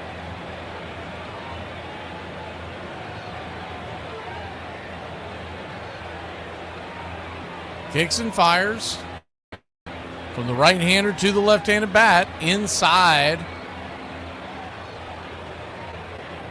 Ohtani had to jump out of the way, 2-2. A little bit of groans and moans from the crowd, and Ohtani kind of had a smile on his face. Like, I don't think he was trying to hit me on a 1-2 count with an off-speed pitch. The 2-2 swing. That ball's belted high and deep. Going back on the track, off the wall. Shohei Ohtani will cruise in for a one-out double. Is the ball gone? They are signaling now that yes, it is. That ball just got over the wall, yanked and cranked, and it's 6-2 Dodgers. Holy cow.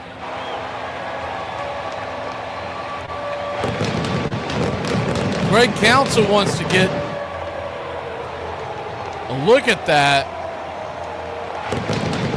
When it left the bat, I thought it was getting out in a hurry, but he got underneath it a little bit. 99-mile-an-hour fastball with Shohei Ohtani's bat. You got to figure that ball's going to go a long way.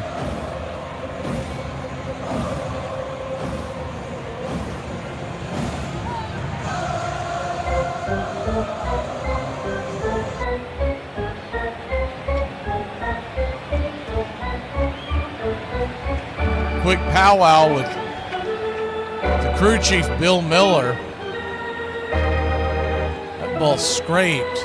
Well, that almost got the top of the stadium.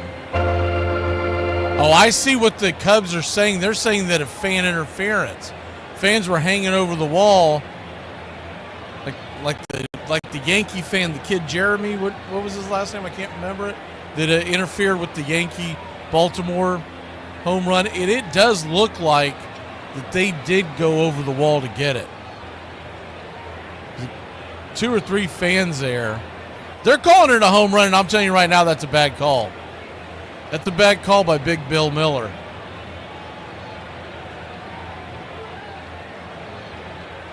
That is an awful call. It is very obvious that the fans had came over there, and it did not look like that ball was going to leave. I guess it's in the eye of the beholder, but I think Bill Miller didn't want to overturn a home run on Shohei Ohtani in Japan is what that came down to. Big boy just folded on that one. First pitch on the way from Pearson is triple digits. Out of the zone, it's 1-0. I mean, it's obvious they're hanging over the railing, and that ball looked like it was going to just miss it.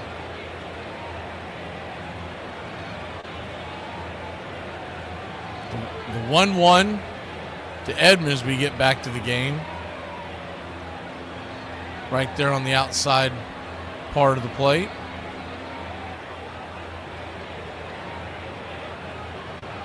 One and two. So a 1-2 count. Fastball caught, looking strike three. 101 miles an hour right there. P at the knees, 2 away.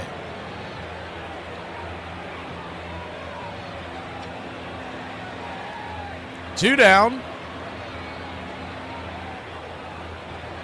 And it's funny.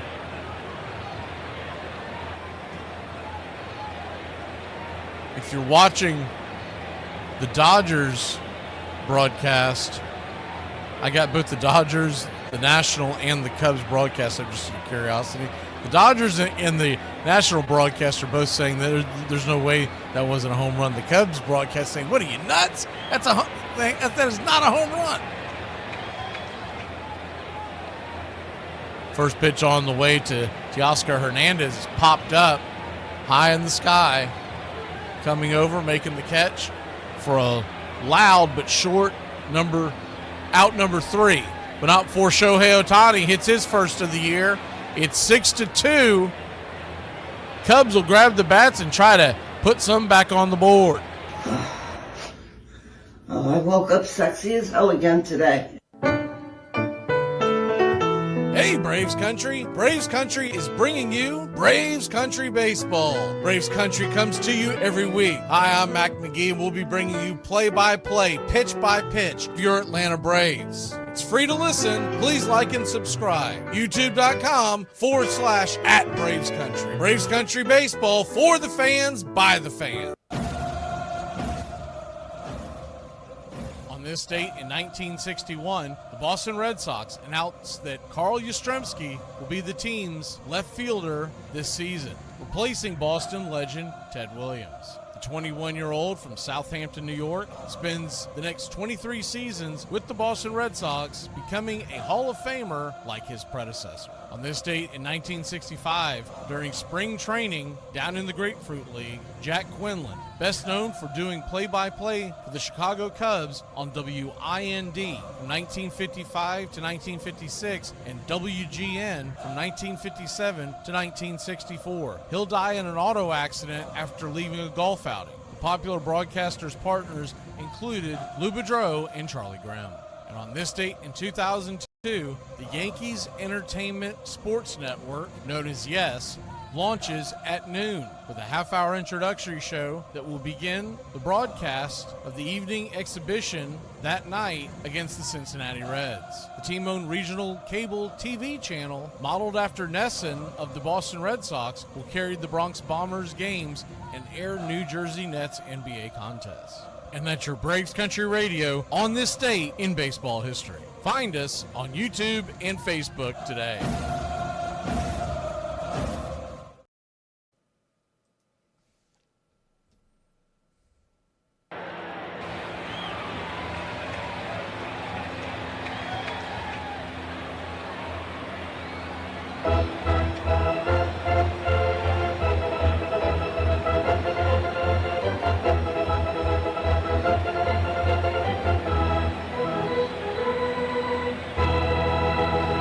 Welcome back. Left-hander checks in for the Dodgers. Set to face Kyle Tucker. Takes the first swing. Pops it up deep into center field. Paez almost overruns it. Hops and makes a little bit of a hopping, jumping catch just before the warning track. 1 away. Dreyer, the left-hander, coming on. And Tucker gave that thing a ride. Good play by Paez. It must have been slicing on the bat because he started to run towards the gap and almost overrun the thing. Lefty-lefty matchup now with Bush. Bush will stay in the game. They won't pinch hit like they did last game. First pitch on the way. Right there for a strike. It's 0-1. Jack Dreyer. 2.2 ERA in triple and double A last year for the Dodgers. The 0-1 down and in, 1-1. Yes, we do have someone was asking about the Braves. Braves game tonight, 6 p.m. It's going to be a long day for me. So I have to leave here and go to work. Then when I come back, I'm going to be doing the game tonight. 1-1, down and in 1-2. But it was well received yesterday when I got off the air. Long story short, we worked it out for me to be able to do the game this morning and go to work a little later. And I don't want to miss a Braves-Yankees broadcast. Is the 1-2 down and away, 2-2. Not gonna lie, if it's a dud of a spring training game when the starters come out of the game, we might kick off a little early because I'll be on fumes. But I want to see at least the first several innings. Is the 1-2 swing and a miss, strike 3, chase one out of the zone. That game is at 6:35 tonight. We'll start the stream at about 6 o'clock. Craig Kimbrell, now a member of the Atlanta Braves. Not expected him to pitch tonight, but he's expected to start in Gwinnett on the AAA level for Atlanta, and then be with the Braves sometime, hopefully next month. As the first pitch on the way is up top for a strike to Shaw. It's 0-1. Closed stance. The 0-1. Swing, rattles it back. 0-2. You don't see these close stances very often, but it's usually to try to generate power. I just don't see how you see the ball that well because you're kind of bent up like a corkscrew. The open stance has always made more sense to me. The 0-2 swung on, chopper back to the mound off the glove of Dreyer, and that's going to be an infield single, maybe an error.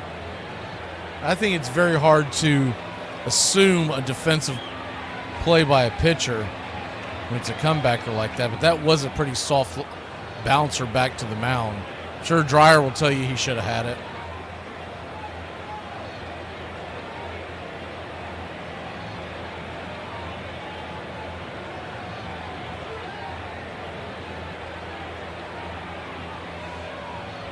First pitch on the way to Dansby Swanson is a swing and a miss strike. It's 0-1.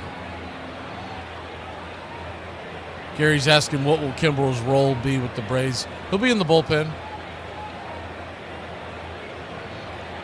It'll be interesting to see how he adjusts as the 0-1 down and in, 1-1. He has not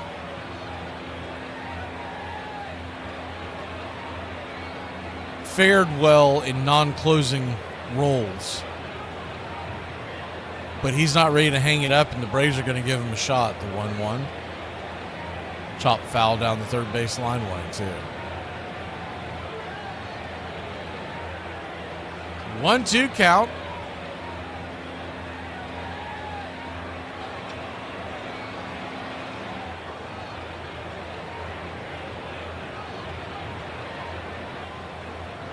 Dodgers 6, Cubs 2.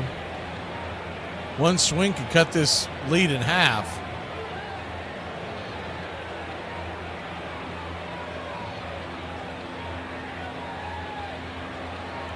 Craig Kimbrell will be 37 years old in about a month or so. The 1-2 to Swanson. They're going to flip it over to first to keep the runner close by.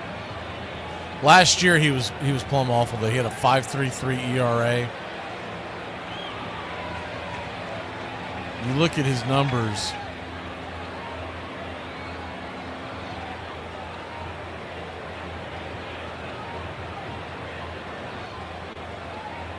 The 1-2. Swing ripped down the left field line. That's going to get down for a base hit. Up against the wall. Runner coming around third. Will they send him? They are going to send him. Here's a throw to the plate. High and out of the view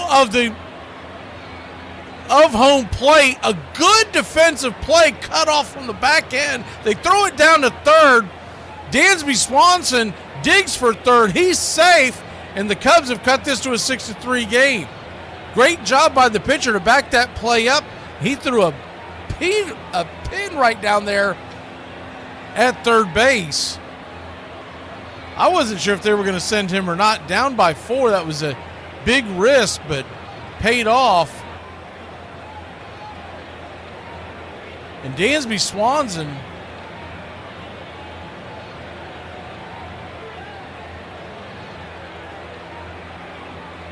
is at third. First pitch on the way. They're going to try to drag a bunt down on a squeeze play by Pete Crow Armstrong. It's 0-1. 6-3 your score. So to clean that up, that was a double, an RBI double, and then Dansby took third on the throw. The 0-1.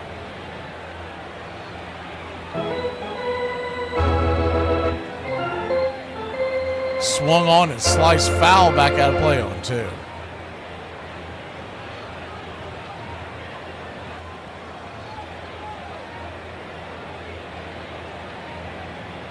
So an 0-2 count.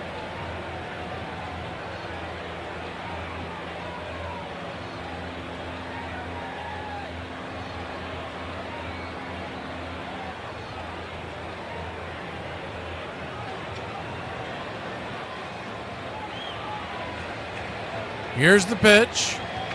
Swung on and sliced foul back out of play. We'll do it again. Craig Kimbrell last played for the Atlanta Braves in 2014. I was telling my wife about this last night because we met just before the trade of Kimbrell. Was the 0-2. Swung on, sliced back foul. We'll do it again. And at the time, Craig Kimbrell was my favorite Atlanta Brave.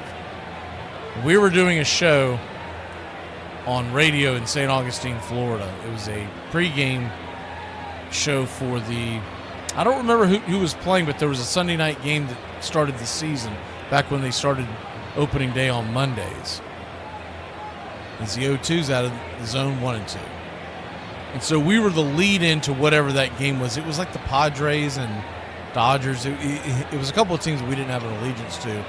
We're doing a pregame show. It was a preseason game as the 1-2. Swung on and pops it up high in the sky. Should be an easy play unless it scrapes the top of the roof. Hernandez will make the catch, and that'll end the inning. 6-3 your score. We got this fun one here in Tokyo. We go to the 6th. The Dodgers will head to the plate.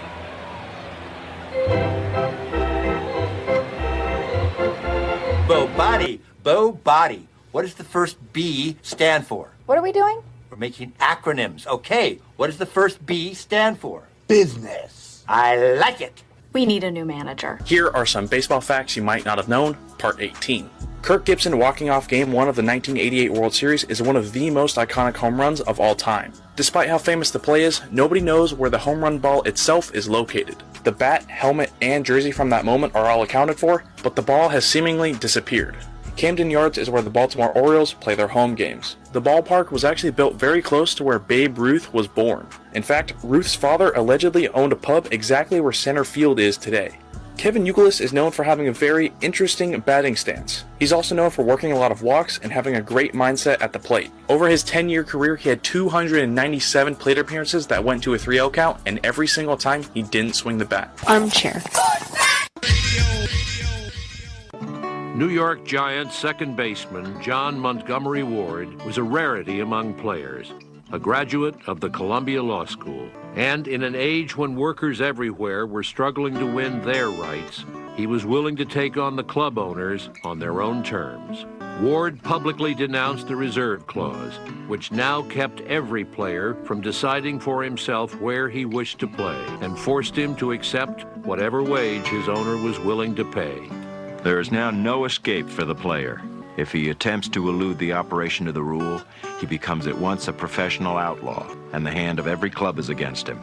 Like a fugitive slave law, The reserve clause denies him a harbor or a livelihood and carries him back bound and shackled to the club from which he attempted to escape. We have, then, the curious result of a contract which on its face is for 7 months, being binding for life. John Montgomery Ward.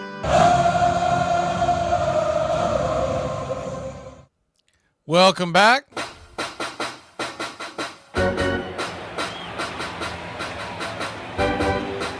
Sold out Tokyo Dome. Game 2. Dodgers lead at 6-3. First pitch on the way from the left-hander Thielbar. Start the 6th inning is a bending curve right there for a strike. It's 0-1. Will Smith, your batter for the Dodgers. It'll be Smith, Muncy, and Kike Hernandez due up. Lefty-righty. Here's the pitch. Slider down and in. 1-1. 1-1 count.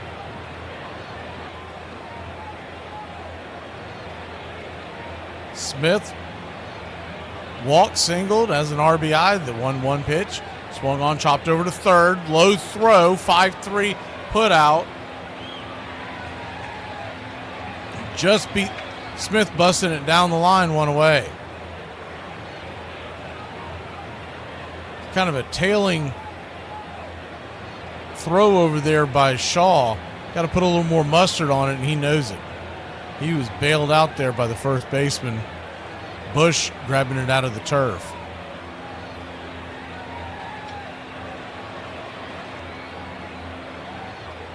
First pitch on the way to Max Muncy, lefty-lefty matchup, is right there inside for ball. It's 1-0. Thielbar, Caleb Thielbar, from Northfield, Minnesota. The 1-0 misses inside, 2-0. Drafted by the Brewers back in 2009. 38-year-old. He played from 2013 until last year with the Minnesota Twins organization.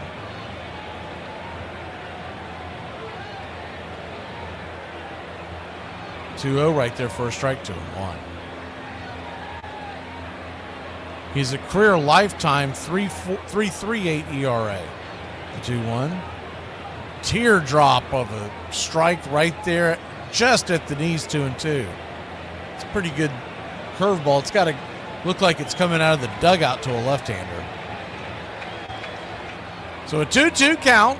Swing and a miss, strike 3. Muncy down on strikes. He dropped that curveball again.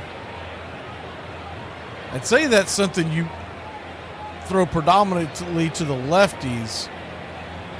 It's kind of a hanging curve, but when it comes that far around to a left-hander, it's got to be hard to pick up. I'd say a right-hander has a good chance of pounding it. Kike Hernandez, speaking of pounding it, pounded one his last time up. First pitch right there at the knees for a strike. It's 0-1. Kike Hernandez, home run off of Justin Steele. He has 3 RBIs on the night. 0-1, right there for a strike, 0-2.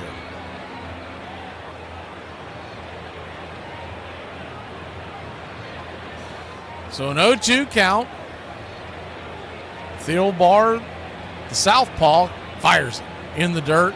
76 mile an hour, bounces away, 1-2. That's one of those ones Kike kind of wishes he had swung at, because that ball kicked so far away from home plate, he'd have been on first with ease. 1-2. In the dirt again. 2-2. Standing on deck is Conforto, the left-hander. Dodgers lead it 6-3. Cubs trying to split the series here. Dodgers won game 1 yesterday, 4-1. The 2-2 swung on, pops it up. Will it stay in play? Giving chase is Kelly over by the first base side. He'll make the catch in the big foul territory over there by the on-deck circle, and that'll end the inning. 3 up, 3 down. Cubs will grab the bats. Bottom of the 6th we go in Tokyo.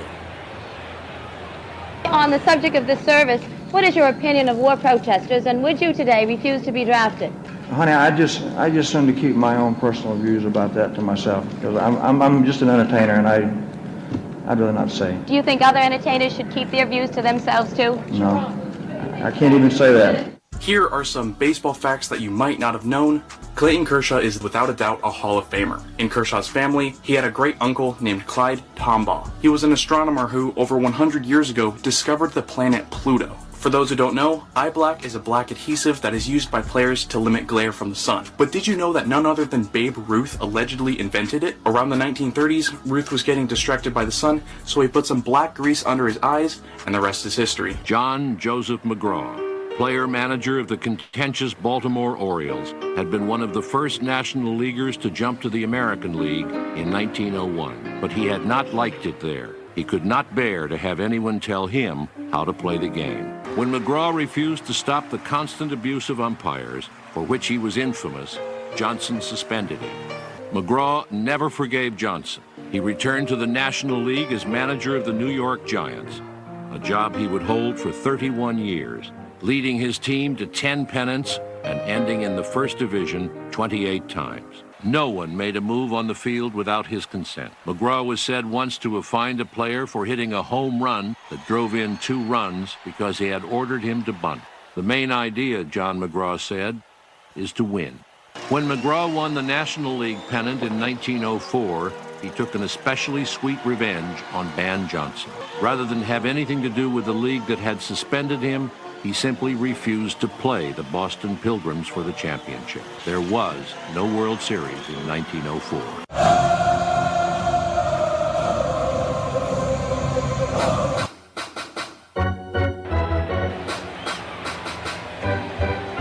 Welcome back. First pitch on the way from London Knack. It's a fastball right down the pipe for a strike. It's 0-1. The 0-1. Righty-righty matchup. P at the knees. 94 miles an hour once again, 0-2. Carson Kelly, your batter. He'll be followed up by Birdie in the knee and Happ. If anybody gets on Suzuki, Tucker would follow. So an 0-2 count. Kicks and delivers. In the dirt. 1-2.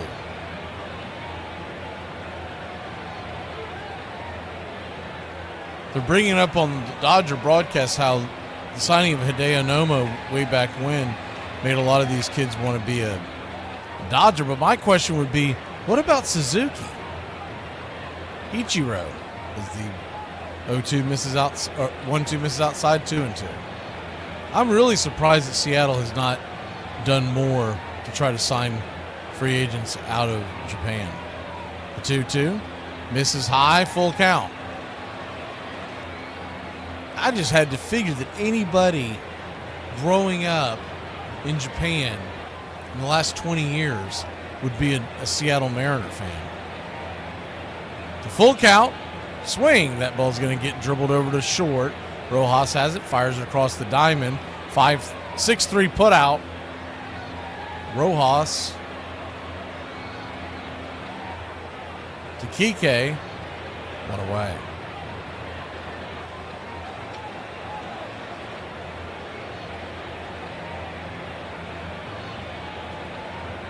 One down.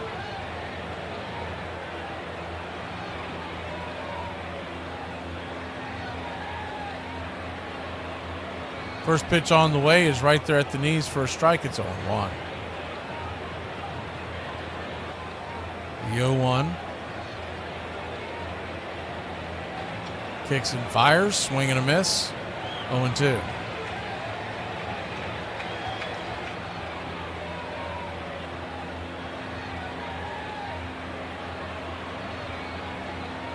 Oh-2 count.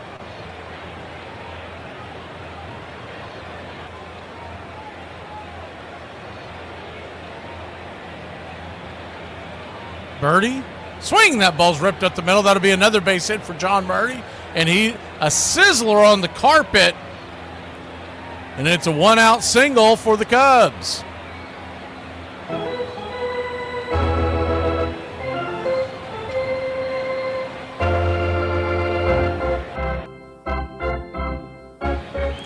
Hard hit ball ripped between second and short.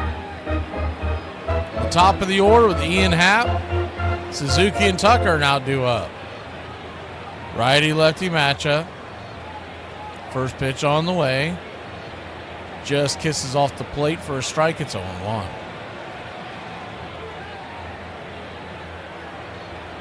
The 0-1. Comes set. Birdie's bouncing back and forth at first. Here's the pitch. Swing, pops it up. High down the third base side. Bending. Did he make the catch? But Muncy dove into the crowd, and it just got past his outstretched glove for a loud strike. He hit his arm on the netting right there. He might have even collided with one of the fans, but it was in the fans' area, so the fan did nothing wrong is what I'm saying on that. The 0-2, plus it was a Dodger fan. The 0-2 was inside 1-2. They both missed the ball, and the ball fell to the ground. The fan that was trying to get it with the Dodger sweatshirt does have the ball now, so I guess someone handed it to him. So 1-2 count. Righty lefty, swing and a miss, chase that one well off the plate. Strike 3. Looked like the splitter to away. Seiya Suzuki will come to the plate. He gets a round of applause as he comes to the plate.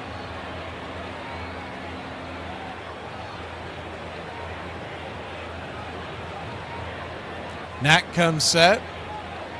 First pitch on the way is right there at the knees. It's 0-1. No, they said he didn't go around. Okay, 1-0. Pitch looked like it hit the strike zone, and then they checked down the line. They said that he held up. It wasn't that I thought he went around. That ball appeared to hit the bottom of the zone. The 1-0 from Knack. Fastball swung on, fouled back. 1-1. Suzuki could make this a one-run game with one swing. If he can keep the line moving, Kyle Tucker, who's had a couple of good swings in this series, is standing on deck.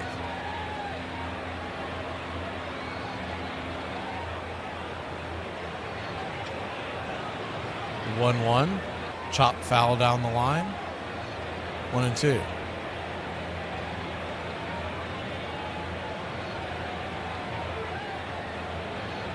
So 1-2 count.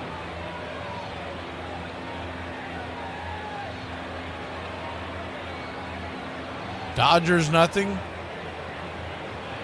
Doing the last inning, but it's a 6-3 lead. The pitch on the ground. Swung on and ripped over third.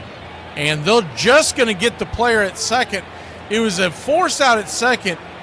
He could have went with the easy play at first, but Muncy flipped it to second and just got him. Man, that was close. We'll be back in a flash here on Braves Country Radio's Tokyo Series.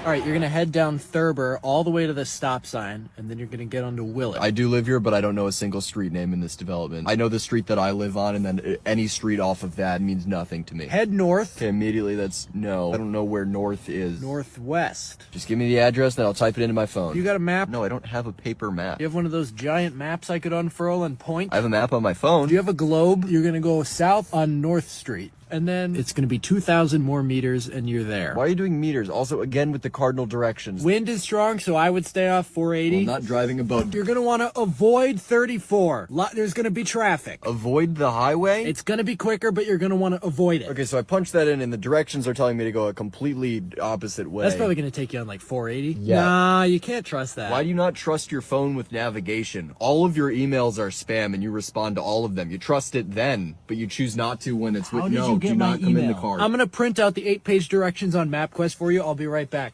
Here are some baseball facts that you might not have known. Ted Williams, when he passed away, parts of his family claimed that he wanted to be put into a state of biostasis through being cryogenically frozen. So, surgeons decapitated Williams, froze his body in a giant cylinder, and froze his head in a steel can. This was done with the hope that one day he could be revived from the dead. August 3rd, 1903. To the editor, it makes sense to teach a child to play chess. But what is the point of a crazy game like baseball? Here in educated America, adults play baseball. They run after a leather ball like children. I want my boy to grow up to be a mensch, not a wild American runner. Dear sir, let your boy play baseball and play it well, so long as it does not interfere with his education or get him into bad company. Let us not so raise the children that they should grow up foreigners in their own birthplace.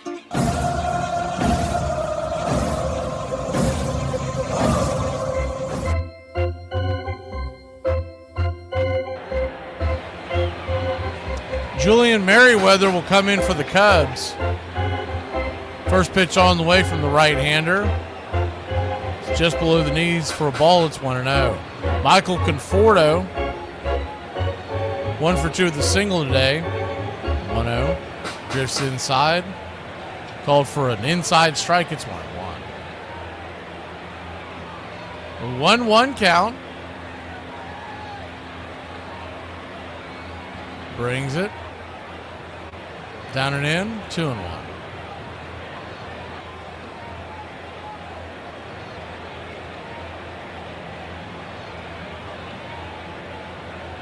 The 2-1. Fastball, 98. P at the knees. That was a nasty pitch, 2-2.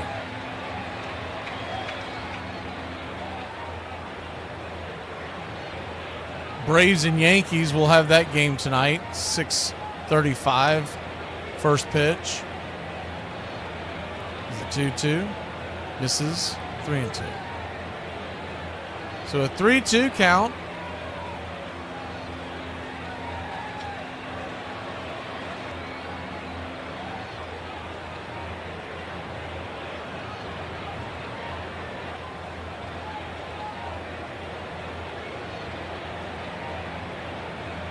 Here's the pitch. 97 miles an hour, misses high and out of the zone. Ball 4.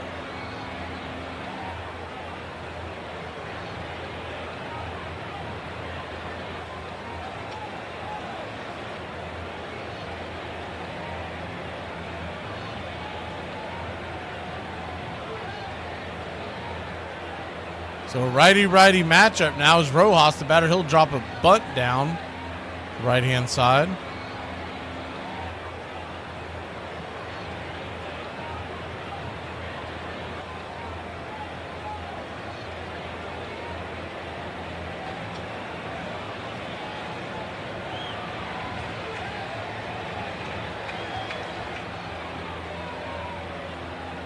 go 1, swing and a miss.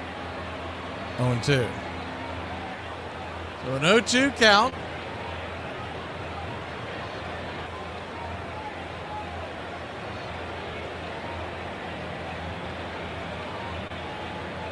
Runner on first, nobody out.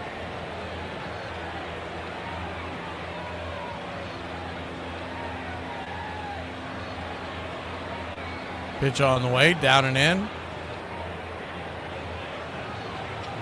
Merriweather coming in to try to spell the 7th inning. Cubs will have the heart of the order due up in the bottom of the 7th. The 1-2. This is 2-2.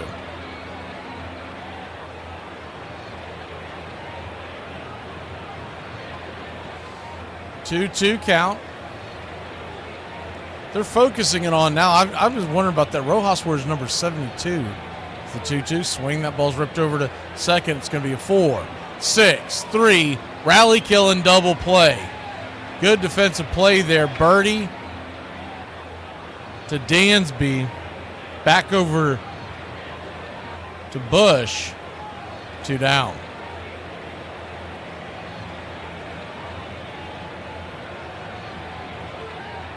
2 down.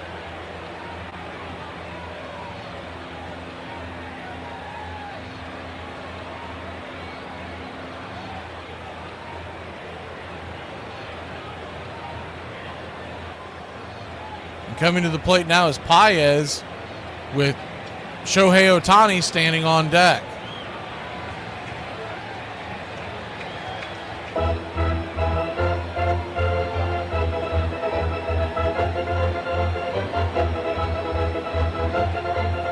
The 0-1 swung on and dribbled foul down the third base line. It's 0-2. Paez 0 for 2 with 2 strikeouts.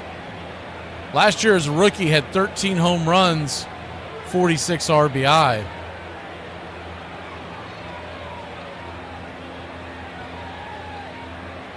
The 0-2, down and away 1-2. Still got a slot left open for the Braves Country Radio Fantasy Baseball League, free to play. It's the Trophy League. The 1-2, down and away 2-2. The draft is this Sunday evening. I believe we had to flip that around, so that one's at 5:15 now, Eastern time. It's a points league head-to-head. If you like fantasy baseball, you'll have a lot of fun. The 2-2 swung on and lifted. That ball's going to get dropped into center field, make it right center field, cutting it off, throwing it back into the infield, but not before Paez is able to stretch it into a double. As the center fielder, Pete Crow Armstrong. Good job by Armstrong to keep that ball from going to the wall. If it goes to the wall, Paez is probably standing on third. But this is not what Merriweather wanted to see. The date with Shohei Ohtani here in the 7th. He hit a ball that was ruled a home run in his last at bat. Though the fans definitely came over the wall and obstructed.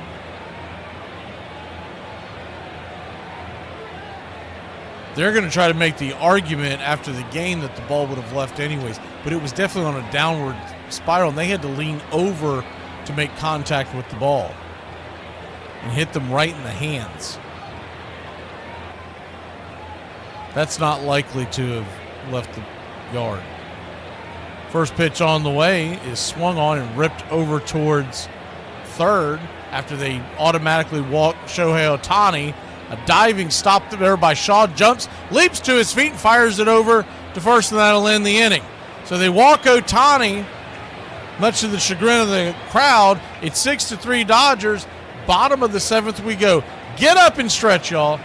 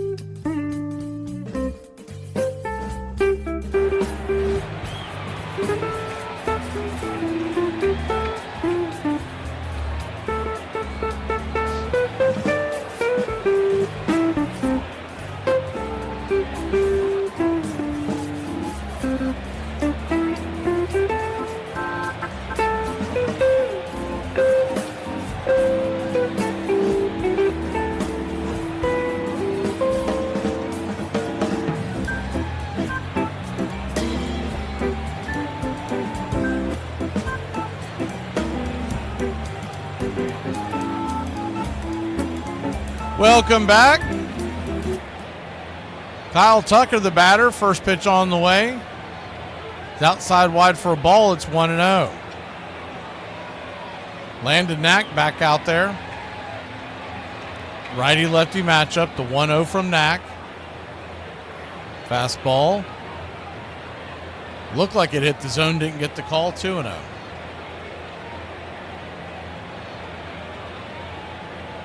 So a 2-0 count. Pitch on the way. Fastball high and out of the zone. Ball 3-0. Tonight, by the way, on the Braves-Yankees game, 6:35 first pitch. No pregame show tonight because I'll be exhausted. I'm just going to come in and give you all the play-by-play. The 3-0. Swung on, pops it up. Man, he has slammed the bat. He knows he chased one he shouldn't have swung at. It's going to be an F3 in your scorecard as it scrapes the ceiling here at the Tokyo Dome. 1 down. Schwellenbach versus the Yankees. That should be a fun one. He's going up against Cookie Carrasco, who's having a pretty good spring for the Yankees. First pitch is a swing and a miss strike. It's 0-1.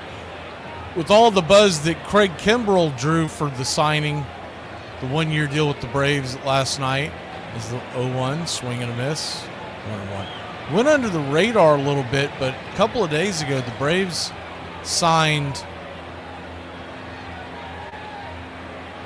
a veteran catcher, James McCann, to their minor league system. Give him more depth there. The 0-2, outside wide 1-2. And I'd say the reason why that's happening, and in case you missed it in the middle of all this, Angel Perdomo was traded to the Angels for a player to be named later. 1-2 misses outside, 2-2. And everybody kind of could read the tea leaves at the time when they saw Perdomo get moved. Some other guys get slid over to the minor league system. Like, they're making room for somebody. 2-2 misses outside, 3-2. A lot of us were hoping they were bringing in Dave Robertson, but no such luck. I honestly think Robertson's waiting for someone to get injured on the major league level, and he'll take over and get a much better contract. Pitch on the way, payoff pitch. They're going to say he went around on strike 3. The check swing strike. 2 away.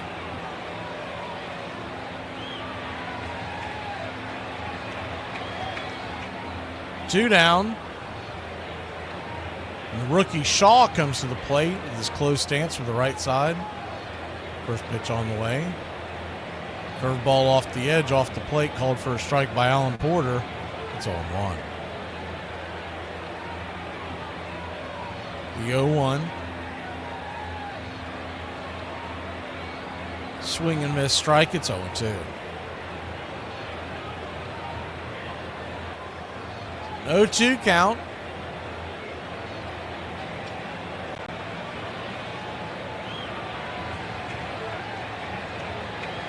Kicks and fires. Swing and a miss, strike 3. I mean, he looks lost there at the plate. I don't think this kid's ready for the major leagues. We'll be back in a flash here on Braves Country Radio. Tokyo Series, Dodgers and Cubs. To the 8th inning we go. This portion of the show is being brought to you by Ed's Almost Good Beer. Remember, Ed's Almost Good Beer was brewed in God's country when God wasn't looking. Hey, Braves Country, I'm Mac McGee. Join us for Pitch by Pitch, Play by Play, the classic call of Braves Country Baseball. We're bringing you Atlanta Braves baseball all year long. Jump into our pregame show, Braves Country Today, just before first pitch. Stick around for the postgame show, Braves Country Tonight, where we will open up the phone lines and react to your calls or your comments all year long. That's Braves Country Radio, pitch by pitch, play by play, your home for the classic call of Braves Country Baseball.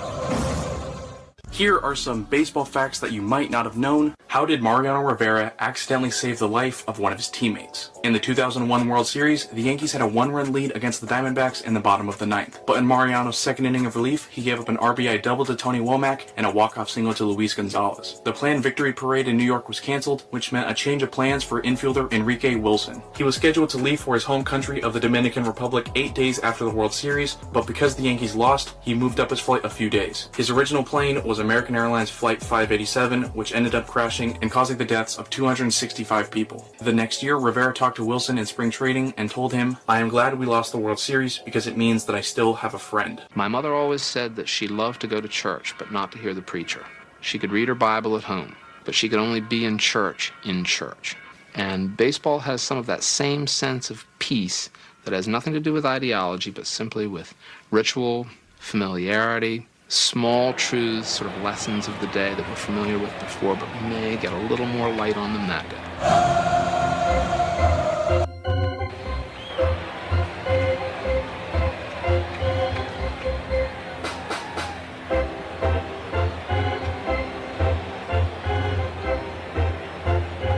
Welcome back. Hodge is the pitcher. Right-hander for the Cubs. As he's set to face Will Smith after Teoscar Hernandez takes his hack at this pitch here. It is a dribbler on the carpet over towards third. Shaw will charge in, make the throw. 5-3 put out. One away.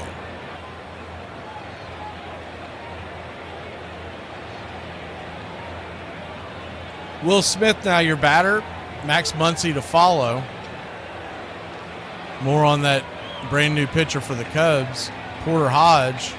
Last season had a 1.88 ERA and 43 innings for the Cubs. First pitch right there, misses for a ball. It's 1-0. From Salt Lake City, Utah. 1-0 inside, 96 almost gets him. 2-0.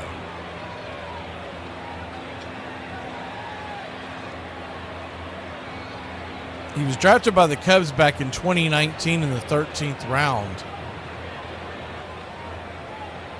The 2-0. Check swing, went around, 2-1. 39 appearances for the Cubs last year. Came through with 9 saves. The 2-1. Swing and a miss, 2-2. Got to figure that the Cubs are going to dump out the best of their bullpen.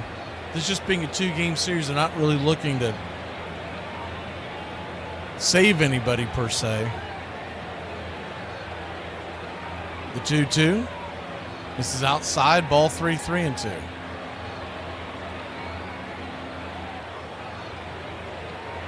So a full count.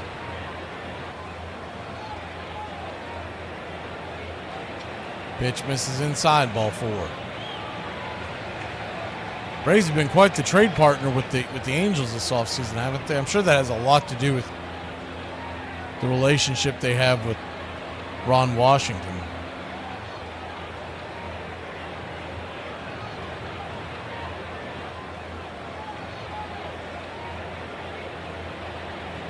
If you're wondering what Travis d'Arnaud's role is going to be out there in Los Angeles as the first pitch on the way, right up the stairs. Mrs. Hyde to Max Muncy. It's 1-0. The short of it is he's probably going to be pretty close to straight platoon like he has been in Atlanta the last several years. The 1-0. Chopped over towards second. Birdie's got it. Flips it over to first. He thought about going to second base, but decided to get the easy out, 2 down. Logan O'Hoppe is the catcher out there for the Angels. And though he's been highly touted, he really didn't have that good of a 2024. So they're trying to bring Travis d'Arnaud over to essentially mentor and also play quite a bit for one of their bigger hopeful stars for the future Angels. Kike Hernandez, who has a home run and 3 RBIs and a sac fly to his name, stands in after the 1-0 count, misses. Will fire a pitch up there for a strike as he fouls it back. It's 1-1. 1-1.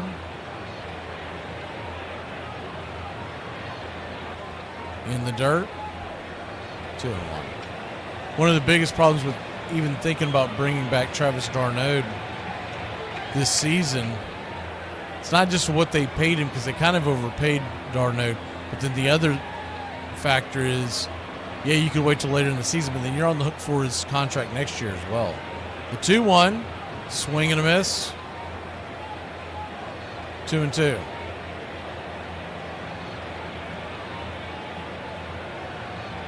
Dodgers 6, Cubs 3.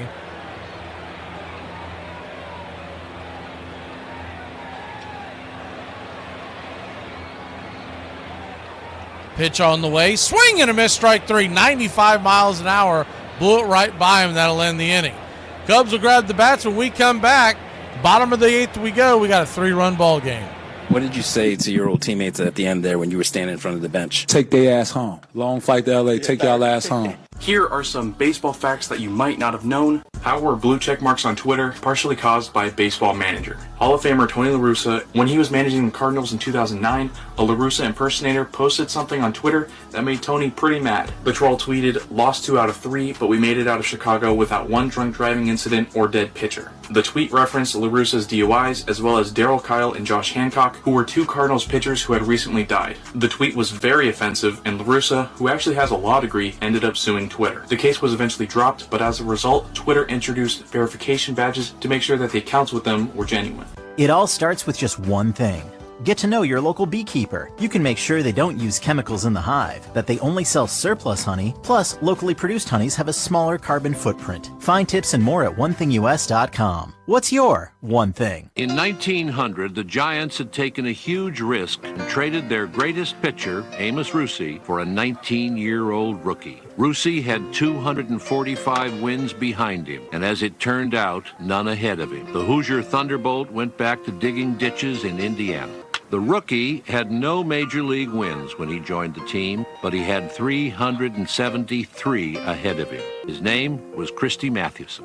Matty was without a peer. He had a greater variety of stuff than any pitcher I ever knew or handled. His fastball was the equal of Walter Johnson or Amos Rusi's. He had the fadeaway down to perfection, and he utilized his knowledge of batsmen with greater effect than any twirler in the game. He possessed wonderful control, remarkable fielding ability, and was one of the finest sportsmen the game has ever known.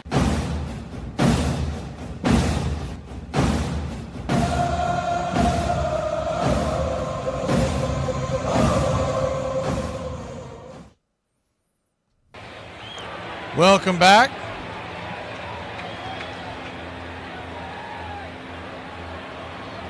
Six-3 your score. We head to the bottom of the 8th, game 2 of the Tokyo series.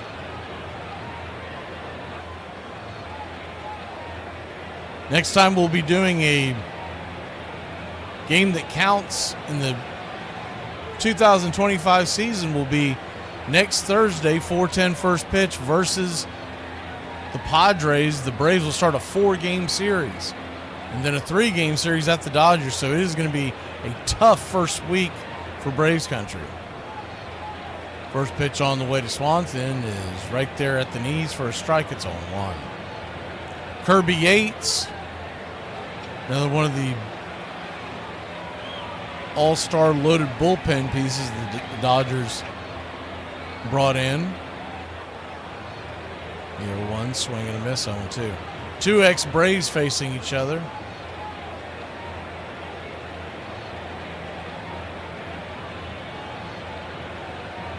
Kirby Yates last year with Texas had a 1.17 ERA. The 0-2. Chase that one down and away, 1-2.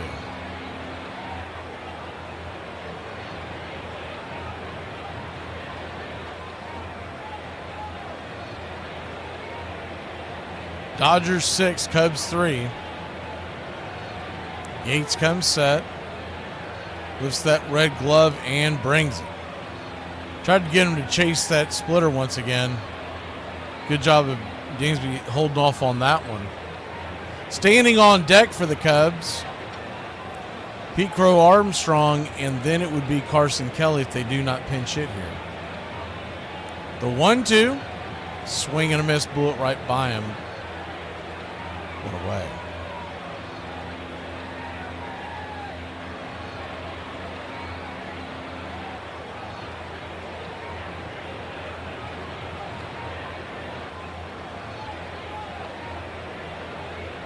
We should have the 3D technology for that Braves-Padres series, too. I was looking it up, and they said they've got it again this year.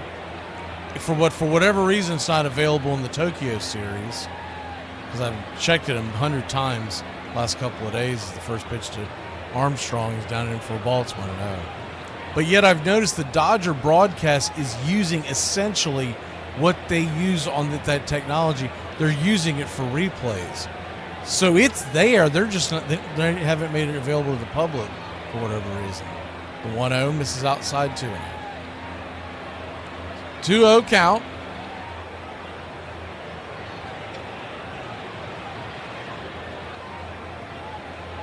Yates comes set, brings it. Swing and a miss. Armstrong chased one up around his armpits. 2-1. Talking about it earlier, but I just don't see that kid Shaw for the Cubs having a very good first year. He looked overmatched this entire series. The 2-1, swing and a miss, 2-2. Maybe I'm wrong, but he was chasing pitches. He was well behind or well in front of a lot of the swings. The 2-2. Swing and a miss, strike 3. 2 down. Maybe he could make a living pounding on the weaker teams and take advantage there. But one thing is for sure, he is way too high in the order. That kid did not have hard contact this entire series so far, and he's batting 5th behind Bush. There's no reason for that. First pitch on the way is a swing and a miss strike. It's 0-1.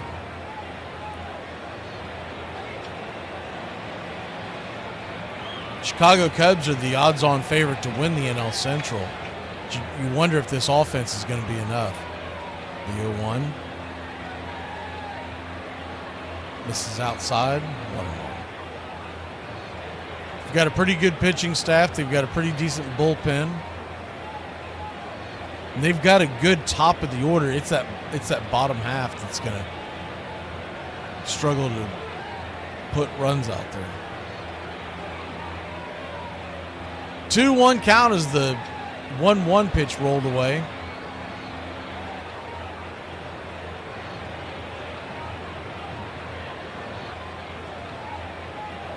The 2-1. Swing! That ball's ripped into left field. That's down for a base hit.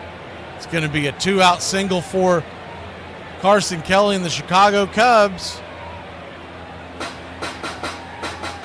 And that'll bring John Birdie back to the plate.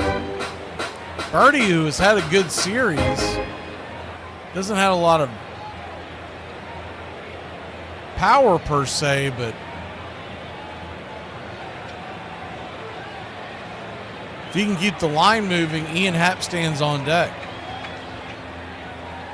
First pitch on the way, swing and a miss. Fastball, it's 0-1.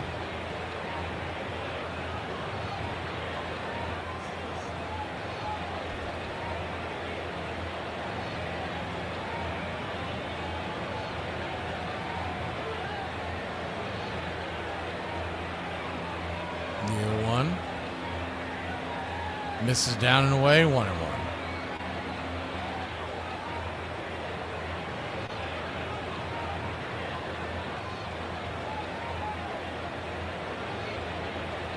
So a 1-1 count. Here's the pitch. Down and away, 2-1. Dodgers 6, Cubs 3.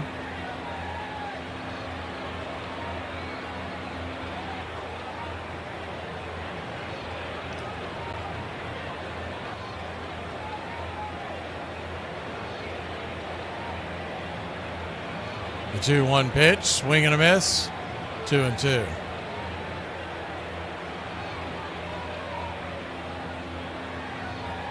Yeah, that's way off base, Ethan, but I'm pretty sure you know that.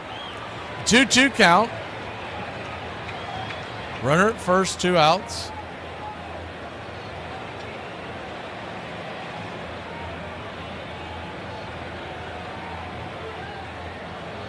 Yates comes set.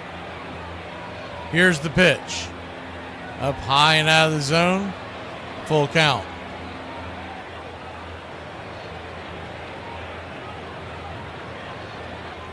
So a full count, which means the runner will be on the move with two outs. Here's the pitch. Swing. Just got a piece of that to stay alive.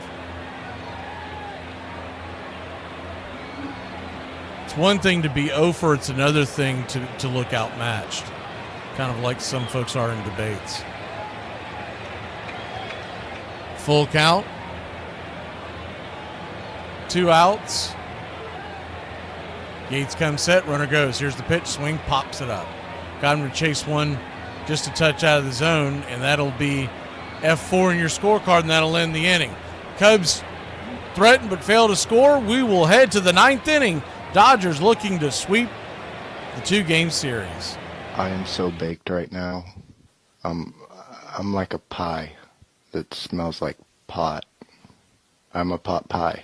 Things you might not know about Ty Cobb. Number 1, he made his major league debut with the Detroit Tigers 22 days after his mother unalived his father, thinking he was an intruder. Number 2, by the time of his death, he held over 20,000 shares of stock in Coca-Cola and owned bottling plants in 3 different states. Number 3, he hit 9 home runs during his 1909 Triple Crown season, all inside the park home runs. He is the only player in the modern era to lead his league in home runs in a season without hitting a ball over the fence. Number 4, he caused the first player strike. After being suspended for attacking a spectator, his teammates went on strike to protest the lack of protection of players from abusive fans. Number 5, in 1913, he became the first baseball player in history to be paid a 5-figure salary when he signed for $12,000. Number 6, he still remains the only player with 2 35 or more game hitting streaks. He also had 6 hitting streaks of at least 20 games. And finally, number 7, he had 23 consecutive seasons in which he batted 300 or better. The only season he didn't bat 300 was his rookie season. Anyway, in my spare time, I also enjoy stuffing animals, usually with other animals.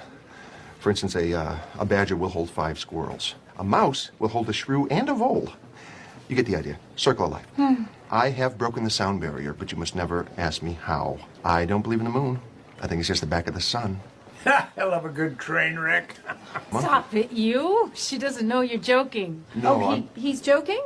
John McGraw may have championed the old brawling brand of baseball, but his greatest star was Christy Mathewson, a pitcher with a record for clean play so spotless that his wife once felt she had to defend him by saying that while he was a good man, he was no goody-goody. Christy Mathewson was so virtuous, he would not give interviews to sports writers who he heard cheated on their wives.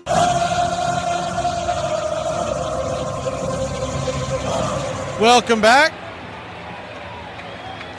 Ryan Presley will be the pitcher for the Chicago Cubs.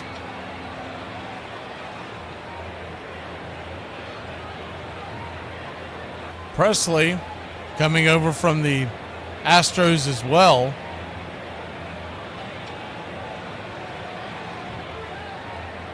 Right-hander. Kicks and fires. First pitch chopped over towards second. It's going to be an easy 4-3 put out. Conforto down on the first pitch, one away.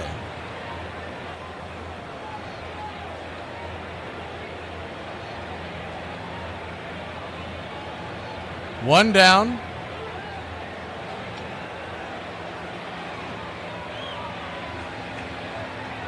Miguel Rojas, the batter. Be interesting to see if they use Tanner Scott for a second consecutive day. Like I said earlier, I don't believe they would, but he would have an entire week to get rest, so they may push the envelope. The 1-0 from Presley. Rojas and then Paez due up in the dirt, nowhere near the zone, 2-0. Much like the Braves and Angels were trade partners quite a bit in the offseason, so were the Cubs and the Astros. So a 2-0 count. Inside, 3-0.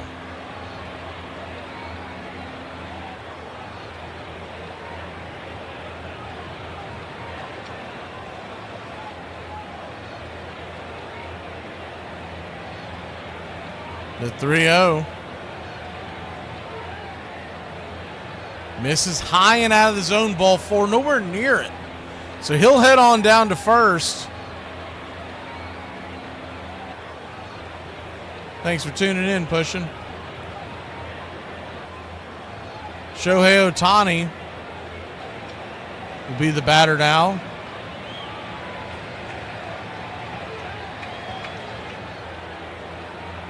He hit a home run his last time up. He'll be the batter after Paez, as he is standing on deck. That's assuming that they actually pitch to Ohtani. First pitch to Paez.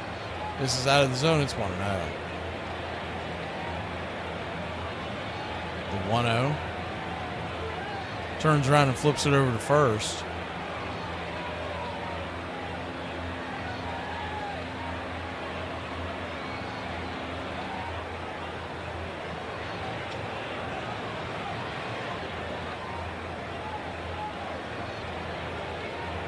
Pitch from Presley. Below the knees, 2-0. So a 2-0 count.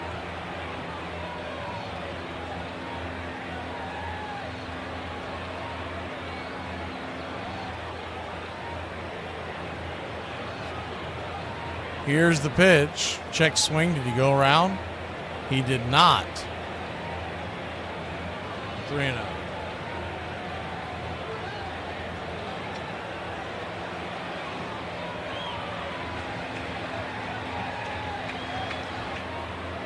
Presley, expected to be the closer for the Cubs, brings the 3-0 pitch, just grabs the inside part.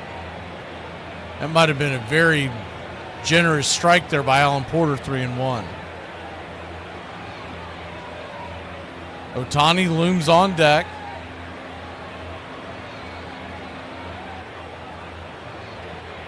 The 3-1.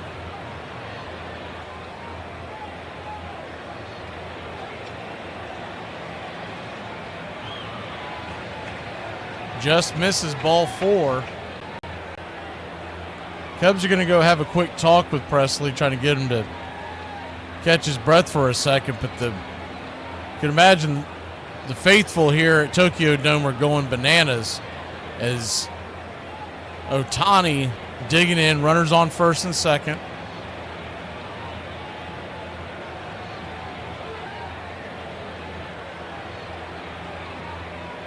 One out.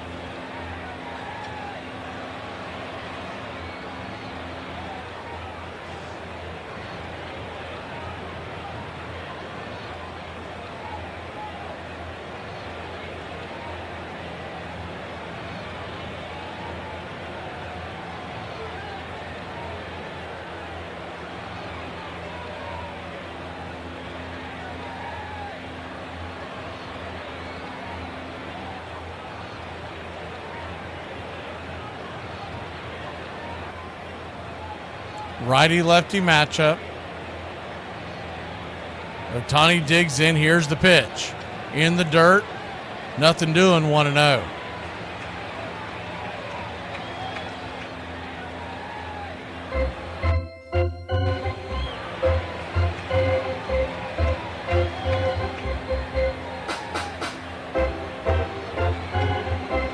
The 1-0. Another bender. And he is pitching around him big time, 2-0.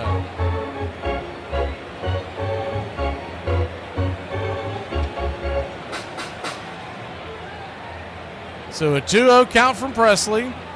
Continues to shake off the catcher. Got to throw him something. Here's the pitch. Swing, chops it foul, 95-mile-an-hour fastball.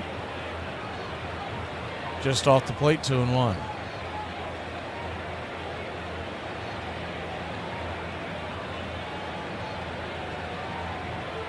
Six to 3. Top of the ninth. Everybody on the edge of their seat here in the Tokyo Dome. Here's the pitch. Down and in. 3-1.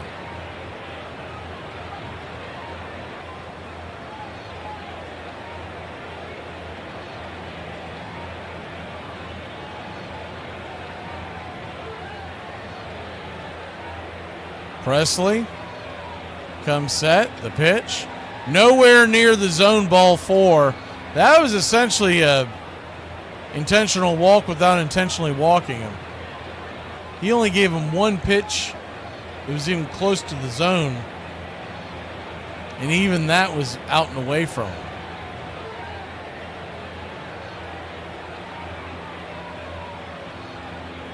We used to call that the Barry Bonds treatment, where technically you don't have an open base, but Glavin or Maddox would tell you they do have an open base because third base is open. That'll bring Tommy Edman to the plate. Alan Porter's out there directing traffic. I don't know what the hell he's doing. I think he thought that there was a time, the clock.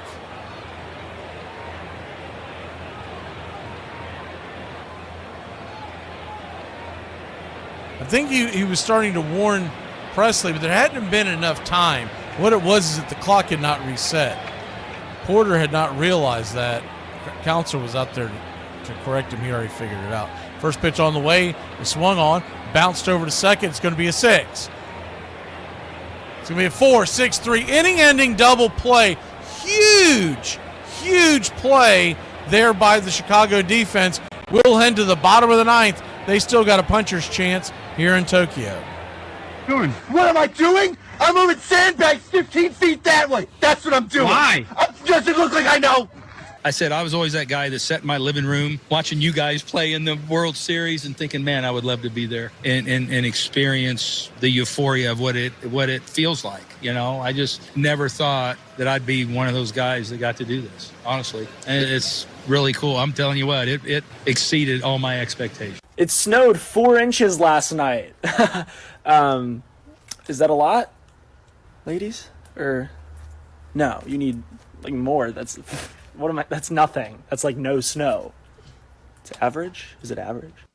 Here are some baseball facts that you might not have known. Sammy Sosa is one of the legendary home run hitters of the steroid era. He hit 60 home runs in 3 different seasons, but unbelievably didn't lead the league in any of those years. Every year, either Mark McGwire or Barry Bonds had more. Small boys had admired other players. They worshipped Christy Mathewson. He was the perfect hero for his age. He seemed to have sprung from the pages of the dime baseball novels American boys now devoured. Sports writers and fans across the country called him the Christian gentleman. No one did more to improve the reputation of the baseball player, and he did it with style. Matheson would always wait until just about 10 minutes before game time. Then he'd come in from the clubhouse across the field in a long linen duster like auto drivers wore in those days. And at every step, the crowd will yell louder and louder. He was a commanding presence on the mound, methodically directing the rhythm and pace of each game. He could throw a ball into a tin cup at pitching range, a player remembered, and he took a scientific approach to his work, carefully cataloging his pitches.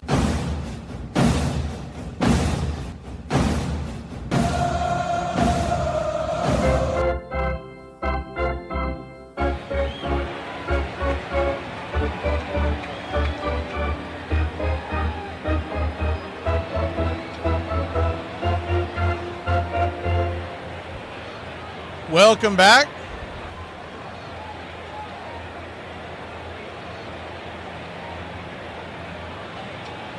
Ian Happ, your batter. Cubs trail by 3. Bottom of the 9th. Vesia, the new pitcher. First pitch swung on, pops it up. High over into foul territory. Camping underneath it, making the easy catch is Will Smith, one away. F2 in your scorecard. One down, and Seiya Suzuki will get another round of applause.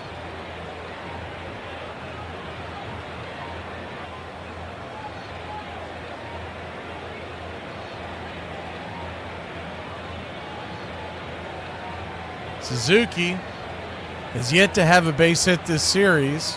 He's 0 for. Walked today, has 2 strikeouts. First pitch on the way, out of the zone, but Alan Porter called it a strike, and Suzuki does not like it. Can't blame him. That was a bad call. It's 0-1. The 0-1. Fastball misses high. This one he did call ball. 1-1. 1-1 count. Vesia, the left-hander. Kyle Tucker stands on deck. The pitch. Check swing went around. 1-2. Dodgers 6 runs, 7 hits, no errors. Cubs 3 runs, 7 hits, no errors.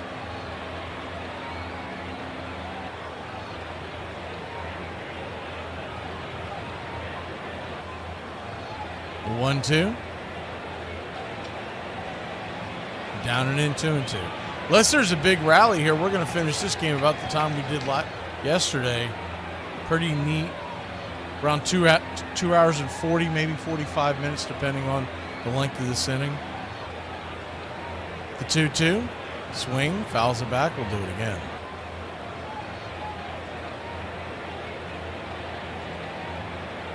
Back on the air tonight to call Braves and Yankees.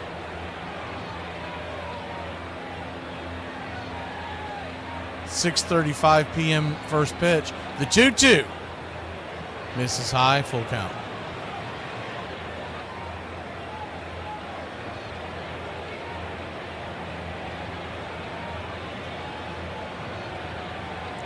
Full count from Vesia. Suzuki digs in the pitch. Swing, fouls it back. We'll do it again. Fastball coming in the low 90s. That one was 93.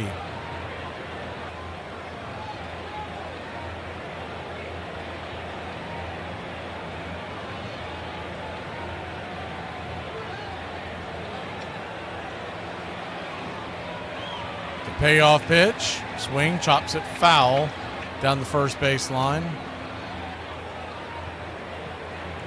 Vesia this spring training through 4 2/3 innings. No earned runs and 7 strikeouts. Last year he had an ERA of 1.76. He has a career ERA of 2.89. From Alpine, California, the 3-2. Swing and a miss, strike 3. 2 away. He would be in line for the save.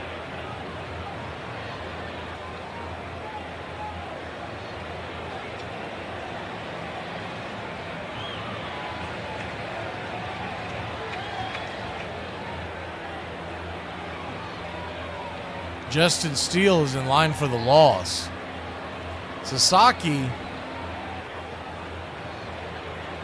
went only 3 innings, so he won't be lined up for a win. That would probably go to Dreyer, but it's up to they could give it to Knack. The 0-1. Fastball misses high, 1. Cubs down to their last out.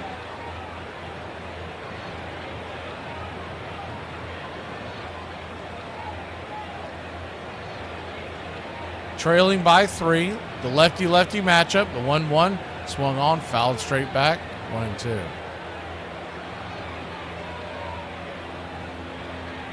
Tucker's 0 for in this series. He's had some pretty good swings. Drove a couple hard to the gap that were caught at the wall. Free agent at the end of the year. The 1-2 swing, pops it up. Down the line, out of play. Just wait for that next offseason. How many people in Braves country will be telling us we need to go sign Kyle Tucker? He's going to be looking for a $400 million plus deal. And if you think Atlanta's paying that, got some bridges for sale as well. The 1-2 count. Brings it.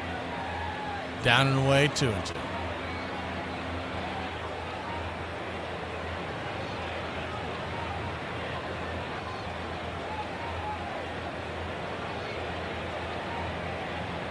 The 2-2.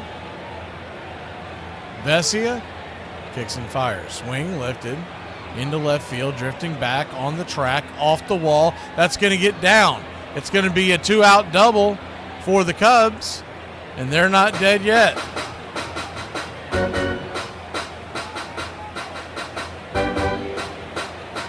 That'll bring the tying run on deck. Another good swing by Tucker. This one actually finds pay dirt and slaps up against the wall.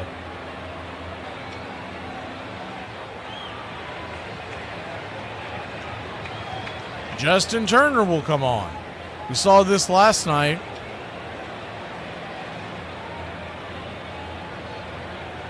Turner to bat for Bush from the right side of the plate. First pitch swinging. Pops it back foul. It's 0-1.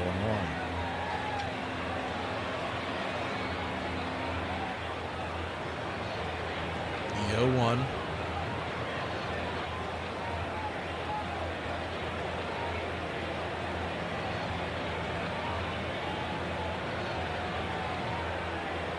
Pitcher comes set. Fastball misses high, 1-1. So a 1-1 count.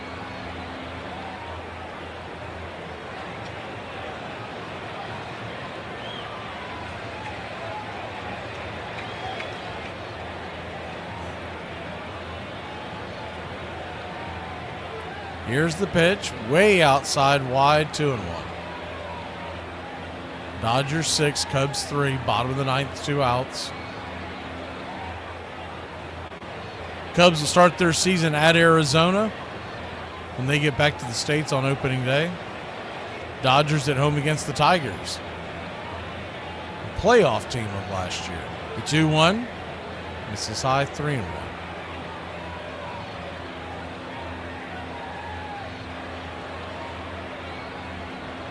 Three-1 count.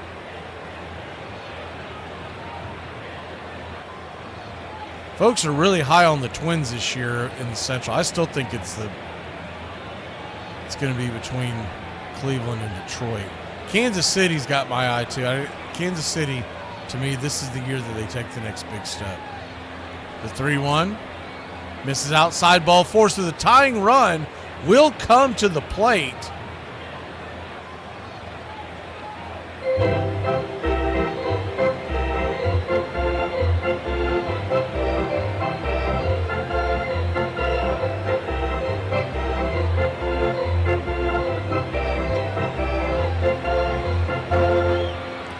Here comes Shaw against the left-hander.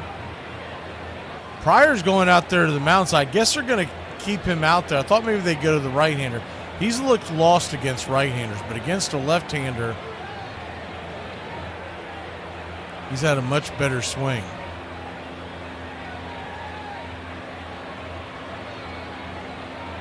In fact, the base hit that he got probably shouldn't have been ruled a base hit because it went off the pitcher's glove.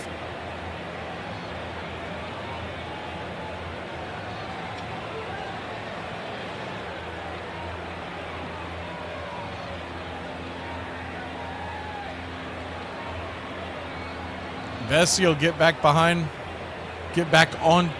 the mound. Smith back behind home plate. Lefty-righty matchup. Shaw, corkscrew. Takes the first pitch inside for a strike. It's 0-1. The 0-1, well, the guy that was defending Shaw, it's now or never. The 0-1, swung on and weakly chopped over short.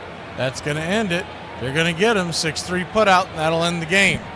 Shaw,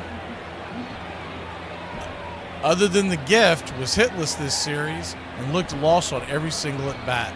That'll do it. The Dodgers sweep the series, a 2-game series. Still 160 to go for the Cubs. So no time to panic right now. They'll both head back to spring training. We'll see the Cubs on Monday right here on Braves Country Radio. We'll see you tonight against the Yankees. I've got to head to work and then hopefully get some kind of a combat nap because I am cooked. We'll see you tonight.